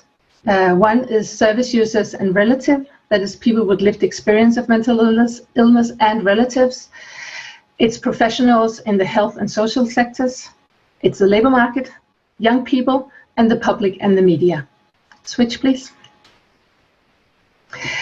So we have everything is in Danish. I apologize for our Korean participants today, but we do have a small subsite to our website, which is in English and where some of our materials have been translated. So I would encourage everyone to go and look at that. You can find it by saying one-of-us.nu. But we also have a very active Facebook site with a really warm and inclusive community. And we have our One of Us panel. It's an online survey panel of about 1,000 people with lived experience of mental illness who have agreed to answer our questionnaires, which we send out every now and then, measuring many different things. But one of the things that this panel is very useful for is for creating new data that we can use for press stories. making journalists more susceptible to our stories because we get to offer them exclusive data. Switch, please. So, there are at least 3 important reasons to work with anti-stigma programs. One is one that we all know and see in the media, the sensational and negative portrayal of mental illness in the media, with headlines like "mentally ill commit more murders," highlighting crime and dangerousness. We also know that mental illness is a public health challenge. More and more people are struggling with mental health problems, and thereby making more and more people at risk of being affected by stigma. And thirdly, we still need to spread the message of recovery. It's been over 20 years now that we've had solid documentation that recovery from mental illness is a real possibility. But we still need to challenge the story of chronicity, which is being shared in many, many different areas, including in the mental health services sometimes. Fortunately, we do see more progressive tones as well, but we still encounter that story of chronicity saying once mentally ill, always mentally ill.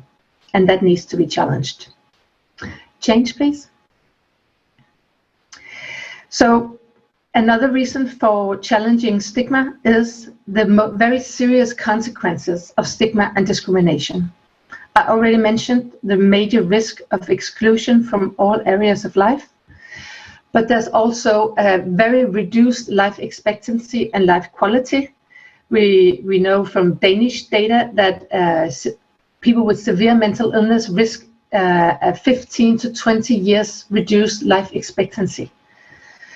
And we also know from our own surveys that there's a risk of somatic symptoms being neglected or downplayed in healthcare if you also have a mental illness. And then there's the very big risk of self-stigma. I heard the previous speaker mention this as well. Self-stigma being the process where one internalizes the prejudice that one encounters in society and believe that to be true about oneself. And that poses a major barrier.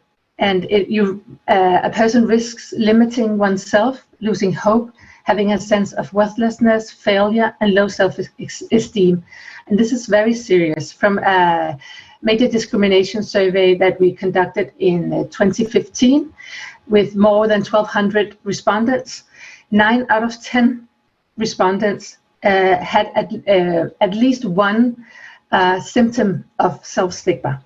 So this is very widespread, and it's often something that people are not aware of consciously happening. Switch, please.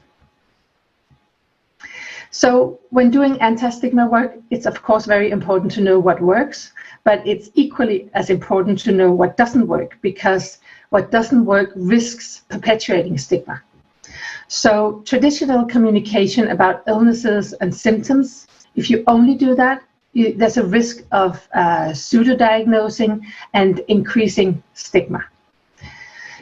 Also, something that's done with the best of intentions, and we see that in Denmark as well, is simplifying problems and challenges by, for example, comparing mental illness to a broken leg or diabetes. But that does not work. It leaves out the fact that the self-perception and relations are affected when one has a mental illness, and it is within those relations that uncertainty and distance can occur. So it is not the same. And one more thing that does not work is moralizing or scolding people for being stigmatizing, because it creates distance and resistance. Switch, please. So what does work is to facilitate identification and empathy, to stimulate reflection, which again can lead to attitude and behavior change. And this is done by what research calls social contact. That is meeting people and having an open dialogue with people with lived experience of mental illness, and the dialogue about mental illness. And on the right-hand side of this slide, you see Kip, who is an ambassador in One of Us, and who is he's practicing social contact in this photo. He's sharing his lived experience of mental illness at Folkemøde, which is like a democratic festival in Denmark. And first he shares his story, and then he is available for debate and questions after.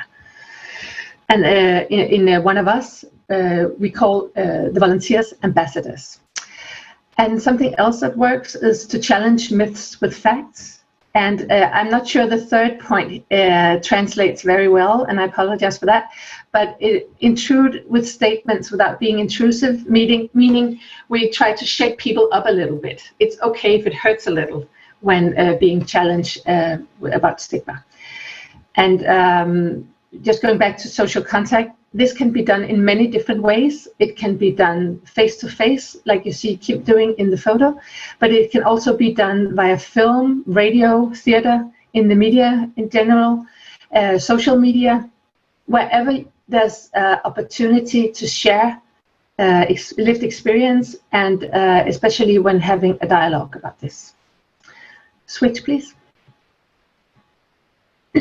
So now I'll give you a quick highlight from each of the 5 target areas. Switch, please.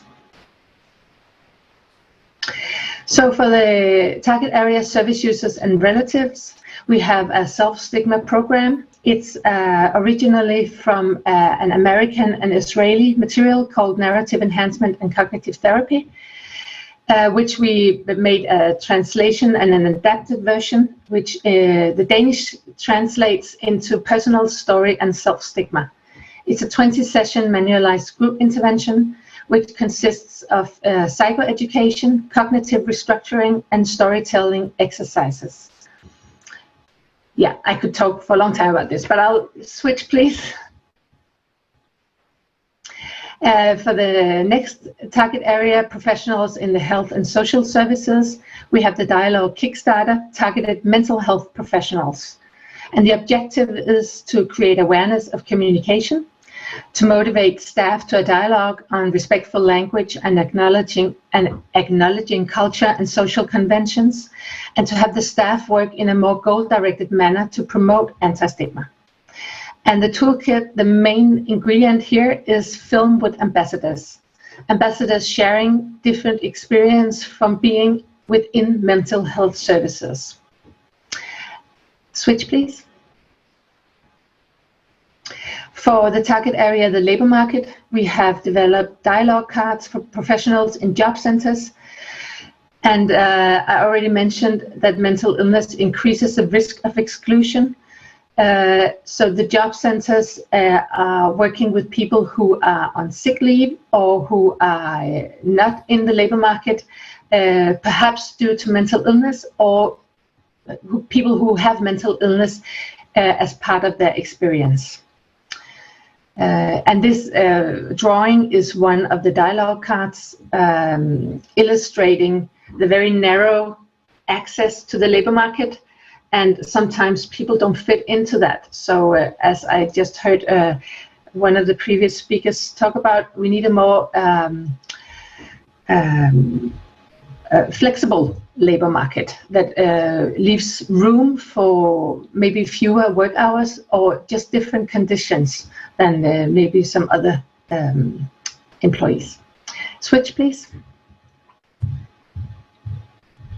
For the target area, young people, we have an interactive website called Break the Silence, which the main ingredient here are a series of interactive films. And everything is wrapped up in guidelines for teachers about film analysis, media production, and debate. So it's very easy to include in the curriculum. Switch, please. So for the last target area, the public and the media, we have, for example, the 1 in 5 campaign indicated that 1 in 5 people have a mental illness themselves within a year. And the material contains facts, advice, and personal stories. And for the media, we have guidelines called Think Before You Type, Tænk før du taster in Danish, giving advice on how to cover mental illness in a responsible manner, which is also not stigmatizing. Switch, please. And that was it from me. Thank you, and I'll be happy to answer any questions you may have. Thank you very much. Thank you very much, Ms. Whittleby, for presenting how you are working on anti-stigma. We will now turn to our last presentation by Mr. Ko, who is Executive Director of the NGO Good With Us. He will be presenting the music video Treasure and talking about how the K-pop industry can contribute to suicide prevention. Please, Executive Director Ko. Hi, music video on suicide prevention created by K-pop, produced youth creator. Presentation. Yeah, excuse me. Yeah.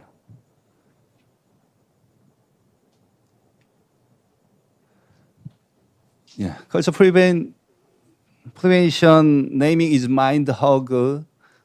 Continue difficulty due to COVID-19. Young creator and small business owner to each other psychological, emotional consolation. Level 1, MG generation creator selection. Level 2, empowerment program support. Level 3, mentoring. Level 4, video contents, production, transmission, on offline activity. Young creator education activity support, small business owner. Youth creator education, suicide prevention education, well-dying, suicide gatekeeping, meeting with the survivor of suicide. Yeah. Composition training, suicide music, contents, and studio recording. Anti-stigma movement is mind hug, suicide, survival of suicide, youth, small business, middle ages, prevention and consolation. Mind hug challenge, send your mind. sendyourmind.org. Yeah. Mobile text sending system on offline mind hug. Yeah. Participated in K-pop artist Purple Kiss and youth creator. Yeah. A song the composed the youth composer Jenaeun. Yeah. Produce Yoon Young-jun, K-pop produce. Yeah. Meaning, yeah. Hi, I'm Jenaeun, a songwriter of this track, Treasure. It's my honor to present this song to you. When I was asked to write a song about mental health, I wanted to talk about self-esteem and how to trust in yourself, because it is one of the most significant topics in this difficult time, I think. I used to think that I could love myself and love my life once I achieve everything and gain recognition for that. However, it was not true. In my experience, I could be able to love and trust in myself only after all the hardship and trouble and seeing myself bounce back from it, like the most precious treasure is buried in the abyss. I wanted to share this story through this song Treasure, and I hope you enjoy it too. Thank you. Yeah. Yeah. So before we actually watch the Treasure video, I want you all to have a look at the slides because the lyrics will all be in Korean, but it's been translated as you can see, and you also have printouts for everybody because when we go to the music video itself, you won't be able to see the lyrics on screen. Next, yeah.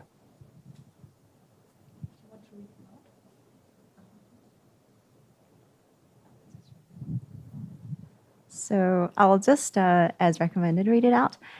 Did I build the castle on sand? Shakes even with a little tide. Although I've always believed that I was safe with this fort, this mirror lacked genuineness. This heart missed something. Never stopped, but somehow got lost. All scar has been concealed. What I've believed, what I've protected, seeing them shattering into dust, I sank. But it turned out where I was looking for is here. Beyond the sticky swamp and deep water, somewhere in between hate and wish for my life, fell into the abyss of myself, then I found my treasure. Beyond the abandoned forest and harsh maze, somewhere between pain and faith, took off from the most fragile road, I found I am treasure. Treasure, treasure, I am treasure. Yeah, watching together. 끈적한 늪과 깊은 해저를 지나 간절한 생과 미움 사이 어딘가 가장 빛보다 애써 찾아 열어볼 나의 treasure.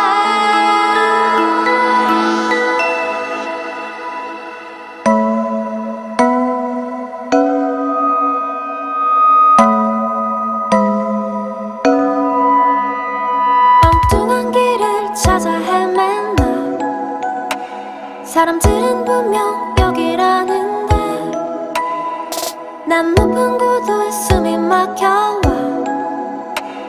다들 제깃발을 꽂기 바쁜데 저 눈들 속엔 진짜가 없어 그 마음 속엔 무언가 없어 여기 우리는 길을 잃었어 오랜 지도는 힘을 잃었어 믿어왔던 것 지켜왔던 것 가루처럼 휘날리는 걸 보다 끝내 가라앉은 곳 근데 내가 찾던 곳 어쩌면 여긴 것 같아 끈적한 늪과 깊은 해저를 지나 간절한 생과 미움 사이 어딘가 가장 빛보다 애써 찾아 열어볼 나의 treasure.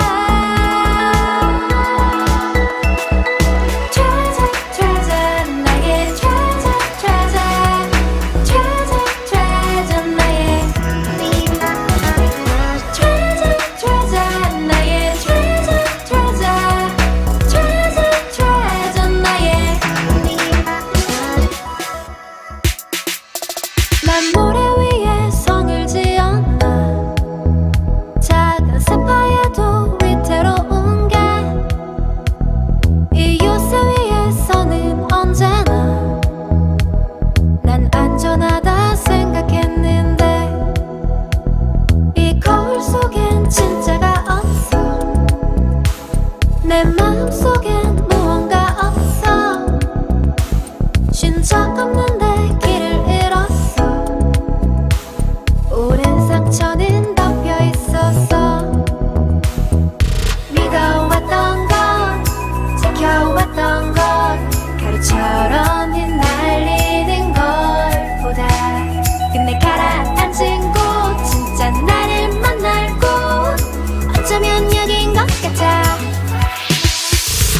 끈적한 늪과 깊은 해저를 지나 간절한 생과 미움 사이 어딘가 가장 빛보다 애써 찾아 열어볼 나의 treasure.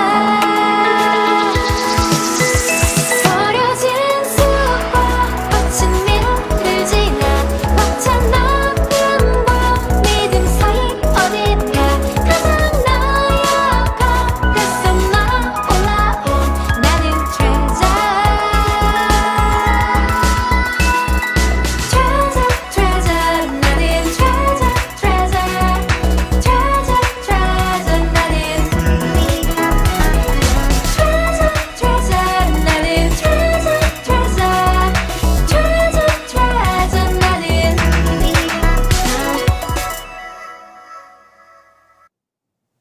Yeah, thank you.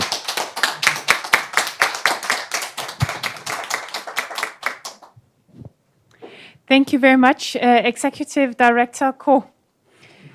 We will now turn to our second round of discussion, and this time focusing on stigma and access to help. First, let me start by asking Ms. Wedelsby. I believe that we have both Ms. Wedelsby and also President Lundborg with us online for this discussion. Ms. Wedelsby, I would like to ask you, how can we overcome the stigma related to mental health?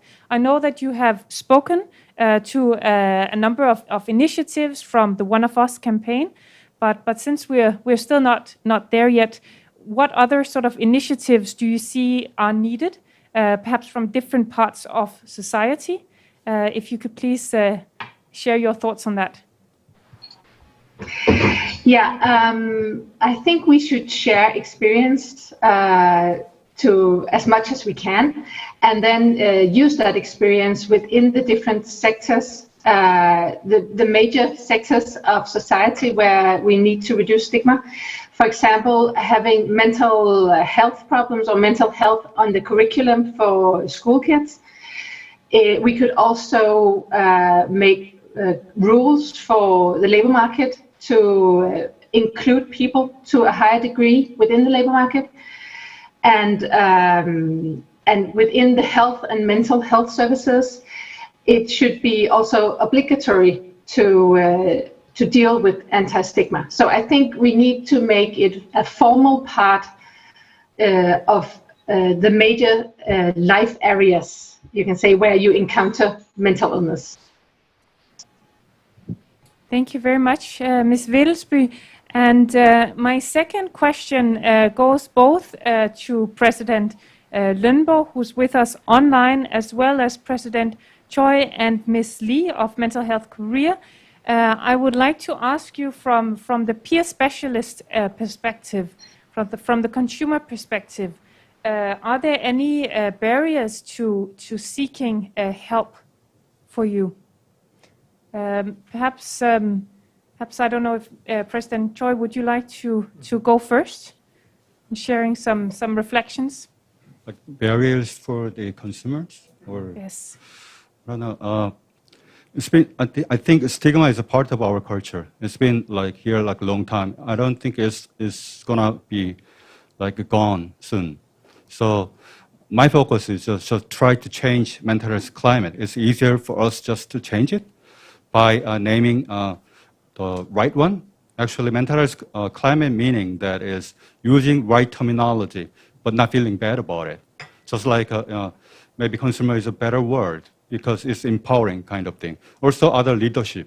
So like the people from Denmark was talking about, by the creating the legislation and then forcing the anti-discrimination against mental health or reduce the stigma or prejudice, it kind of help us to kind of open or seeking kind of help.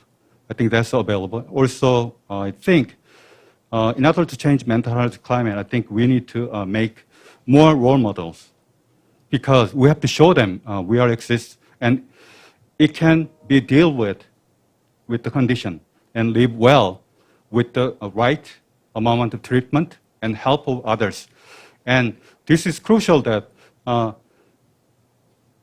we do not want to be them to be really isolated and suffer by themselves, because it is social justice. It's our problem, not individuals' fault.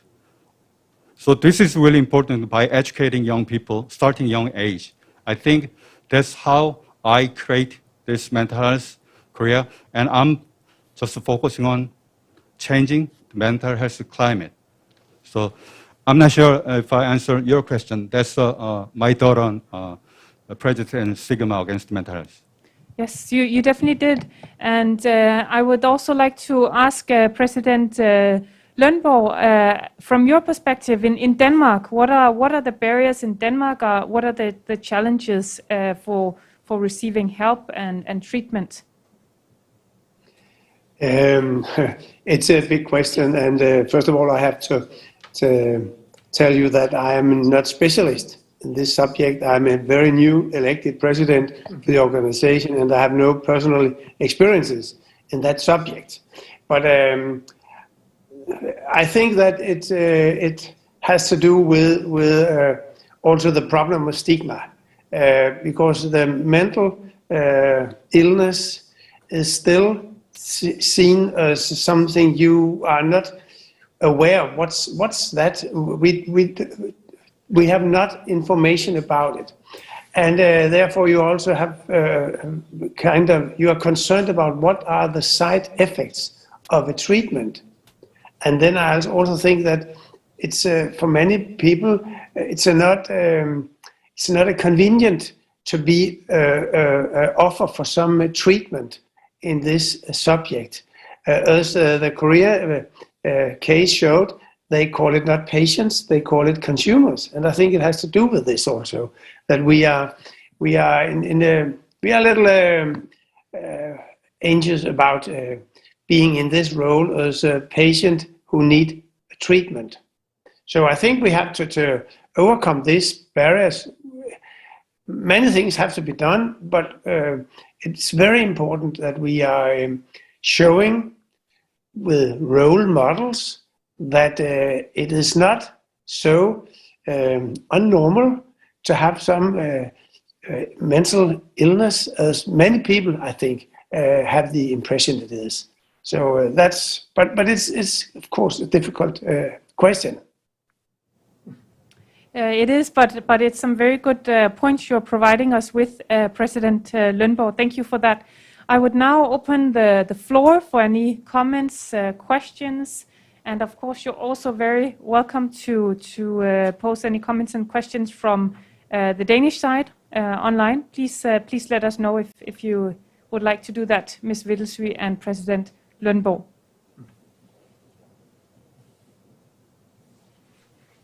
Yes, please. Hi. Good to see you, Anja Kjær.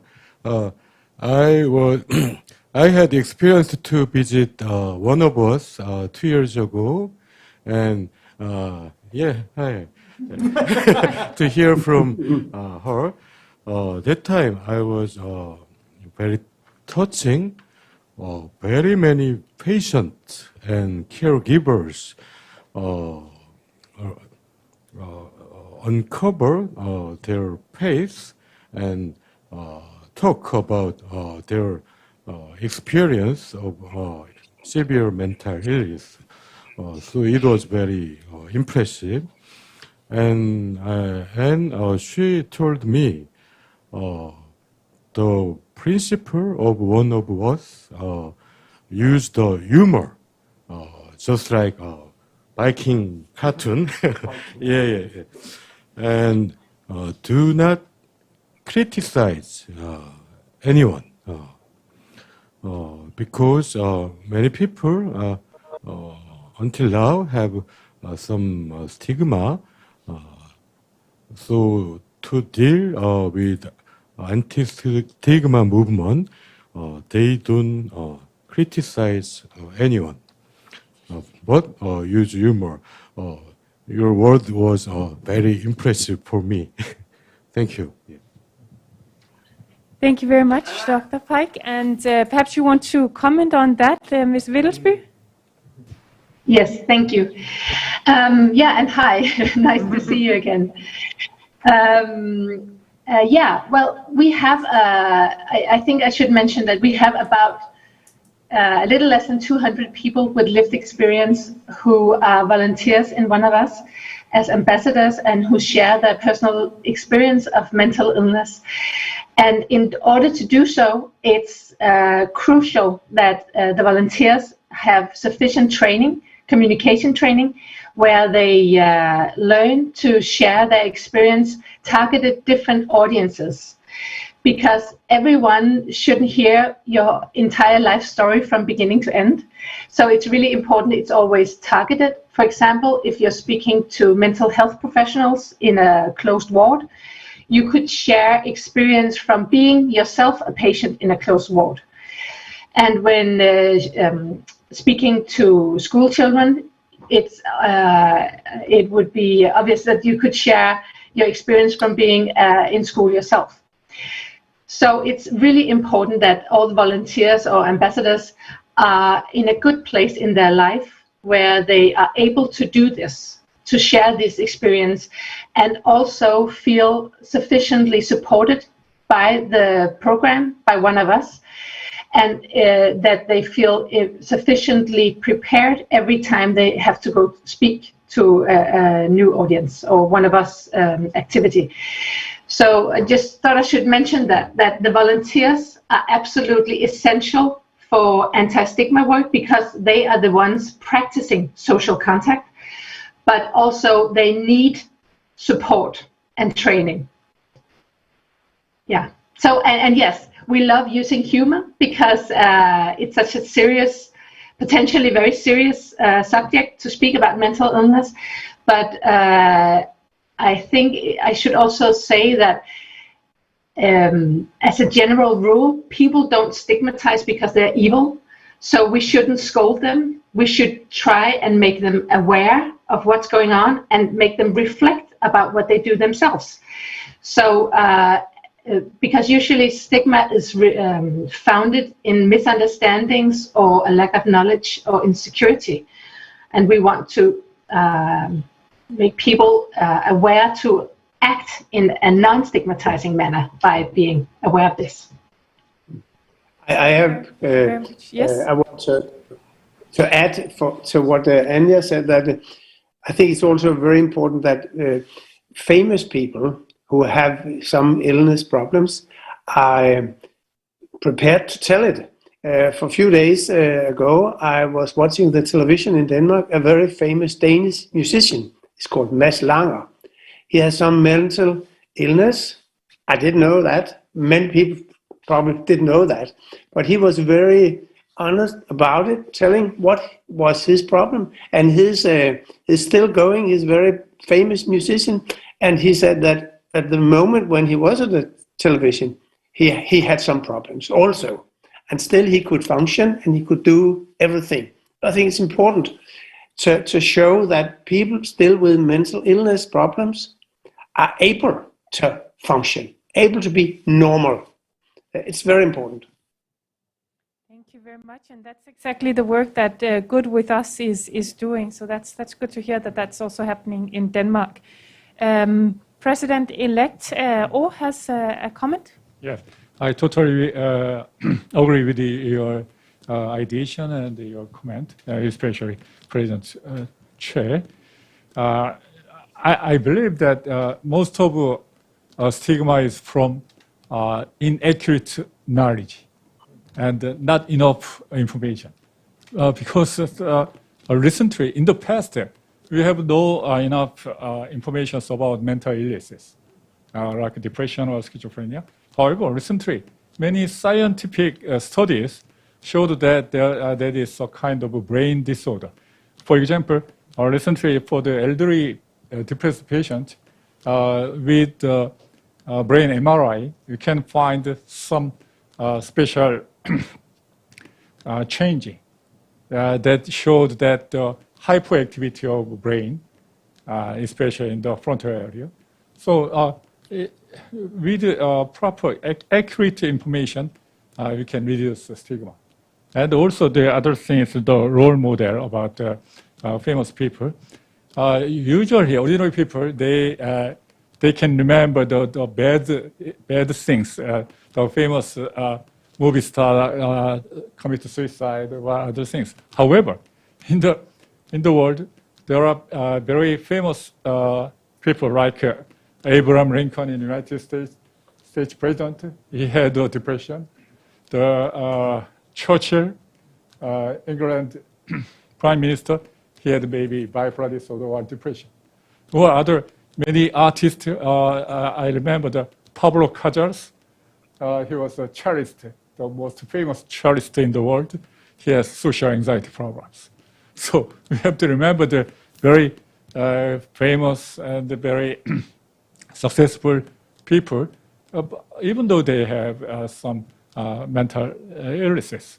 So we have proper, accurate information. We have to spread the accurate knowledge, and we have to spread the scientific fact, so you can reduce stigma about mental illness. Thank you very much for sharing, President-elect Oh. And I think Dr. Huang has also an intervention. So I have a question to Anza, and you mentioned that one of us working for the labor market.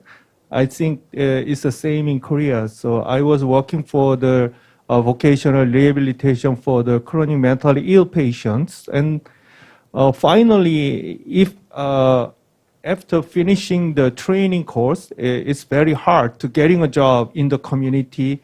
So somebody said that connecting the mental health area and the labor market as just like a bridge over troubled water. So it's very difficult here to hiring the ex-patient in the company or the labor market. How about the condition in Denmark? Could you explain more about the labor market in Denmark? Ms. Wittelsby, please. Yes, thank you. I think the labor market probably is as closed for people with mental illness in Denmark as it is in Korea. We definitely have major barriers for employment for people with mental illness. But one very positive, a project with very positive outcomes that induces hope right now is the IPS, Individual Placement and Support. I don't know if you're familiar with that, but it is for people who have recently been discharged for a mental illness and who have very close support, and very early on they start working, and it has to be a job that they themselves find meaningful. It can't just be any job where they have to dig holes or whatever you may think is a good idea. It has to be something that that person is qualified for and motivated for. And then they have very close support and very close dialogue and between all actors in the rehabilitation program. So there's a dialogue with the employer and about also colleagues, how to have how to share with colleagues what problems you may have for with having a job if you do have some, and also a very close connection to your treatment. So everything is very well coordinated, and the person with the mental illness is actually at the center. In Denmark, people always say the person at the center, but very few people actually practice that. So this is a very promising project with really good results, and I would encourage you to look at that. And that is individual placement and support. But another thing I wanted just to comment on is the suggestion to use famous people for sharing their lived experience, and I think that is a good idea. We don't use it in One of Us. We did it a little bit in the beginning because famous people can be good for drawing attention to the area, and that is very useful. But for changing attitudes and behavior related to mental illness, you need people that you can identify with. Someone where you think, oh, that's just like me.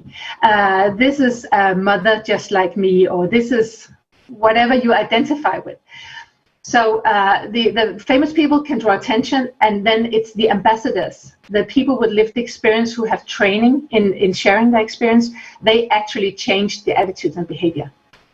And then one final comment for the speaker before, or the commenter before, about giving correct information, and I think that's very correct, yeah, because myths and misunderstandings and prejudice are a major part of stigma, but you always have to have the personal experience as part of that. I already talked about that. But when using, I know you can locate part of the brain, you can locate changes in the brain, And but this is a contended area because we don't know, was it there before or was it changed because of the mental illness? And in an anti-stigma perspective, the brain argument works counterproductively because if the argument is mental illness is a brain disease, the audience will have more empathy with the person with the brain disease, but they will want more social distance. So this argument actually increases stigma, even though it seems very logical, but it makes it so that people don't want to be close to the people with the brain diseases. They don't want to have them as neighbors or work in the same workplace or wherever you meet other people. Yeah, that's it for me.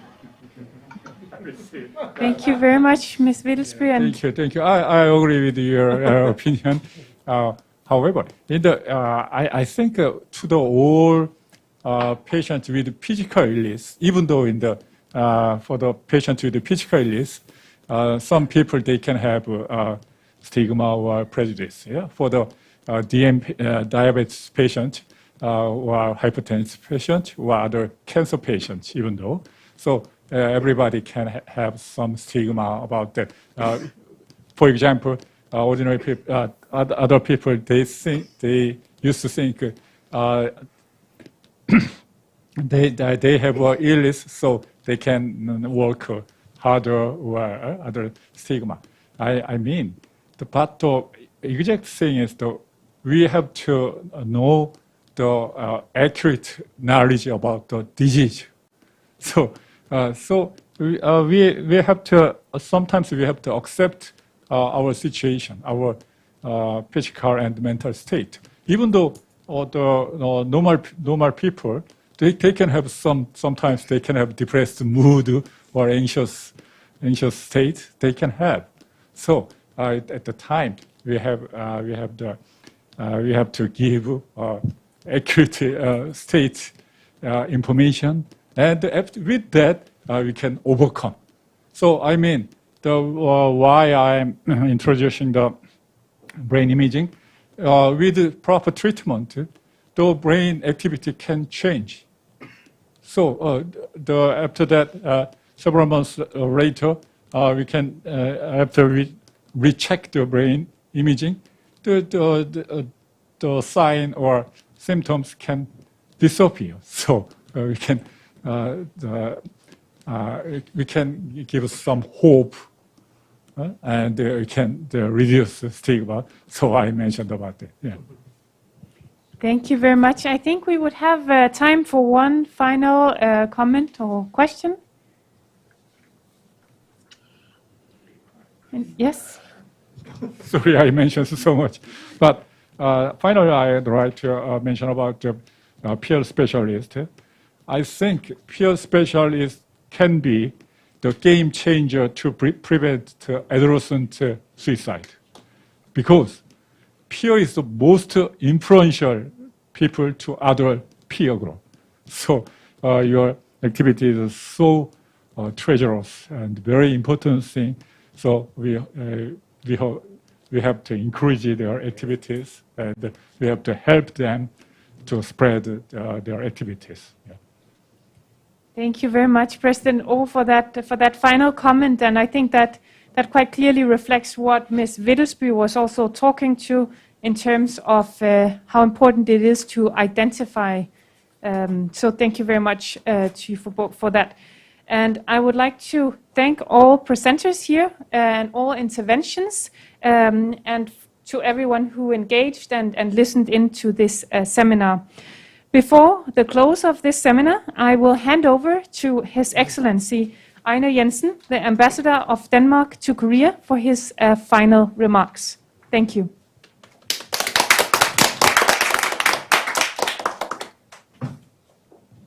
Thank you very much. And thank you to all for providing support for such a successful seminar here today in my residence. I think we have learned a lot on primary healthcare, mental health in Korea and Denmark.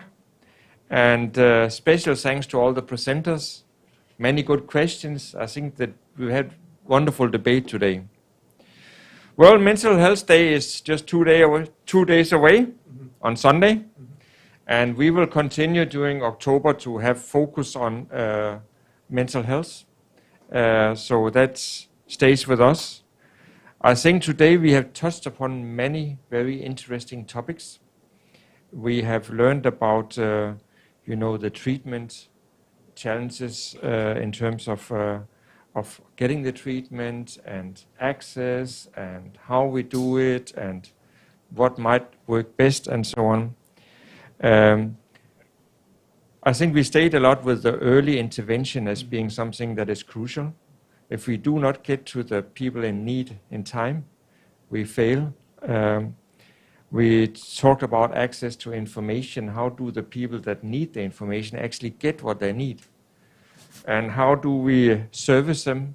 The 24 hours hotlines we have heard about today, with somebody at the other end actually to talk to the person in need, has been some of the things I've taken away from here and, will focus on. We have also got a broad insight into the mental health care and suicide prevention in our 2 countries. And in the last session here, we talked a lot about stigma. And I'm very glad to see that we do not talk about patients, we talk about consumers. I'm also glad to see that Mental Health Care Korea have the peer specialists, like one of us in Denmark has got the ambassadors. And I truly believe that these peer specialists and ambassadors helps a lot, especially for those in need, if they can see themselves, if they can see somebody has been in the same situation and moved ahead, managed to succeed. That will be helpful, I believe, very much.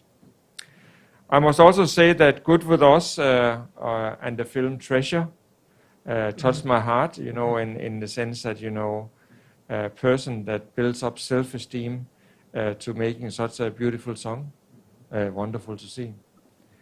So I can only say that we have touched many areas today, and I can only wish all of you good luck in the future.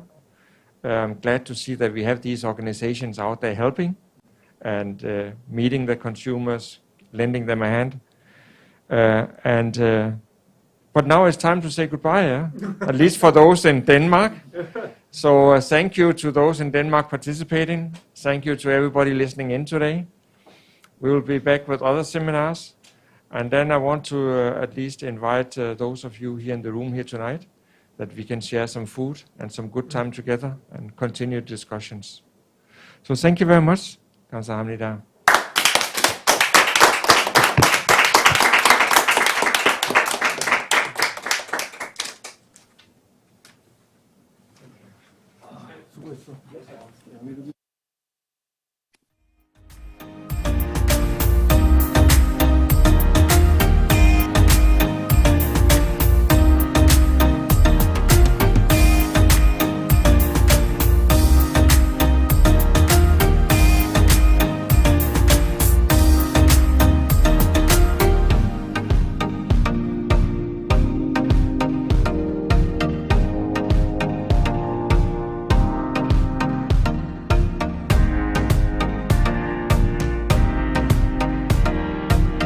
Recording stopped.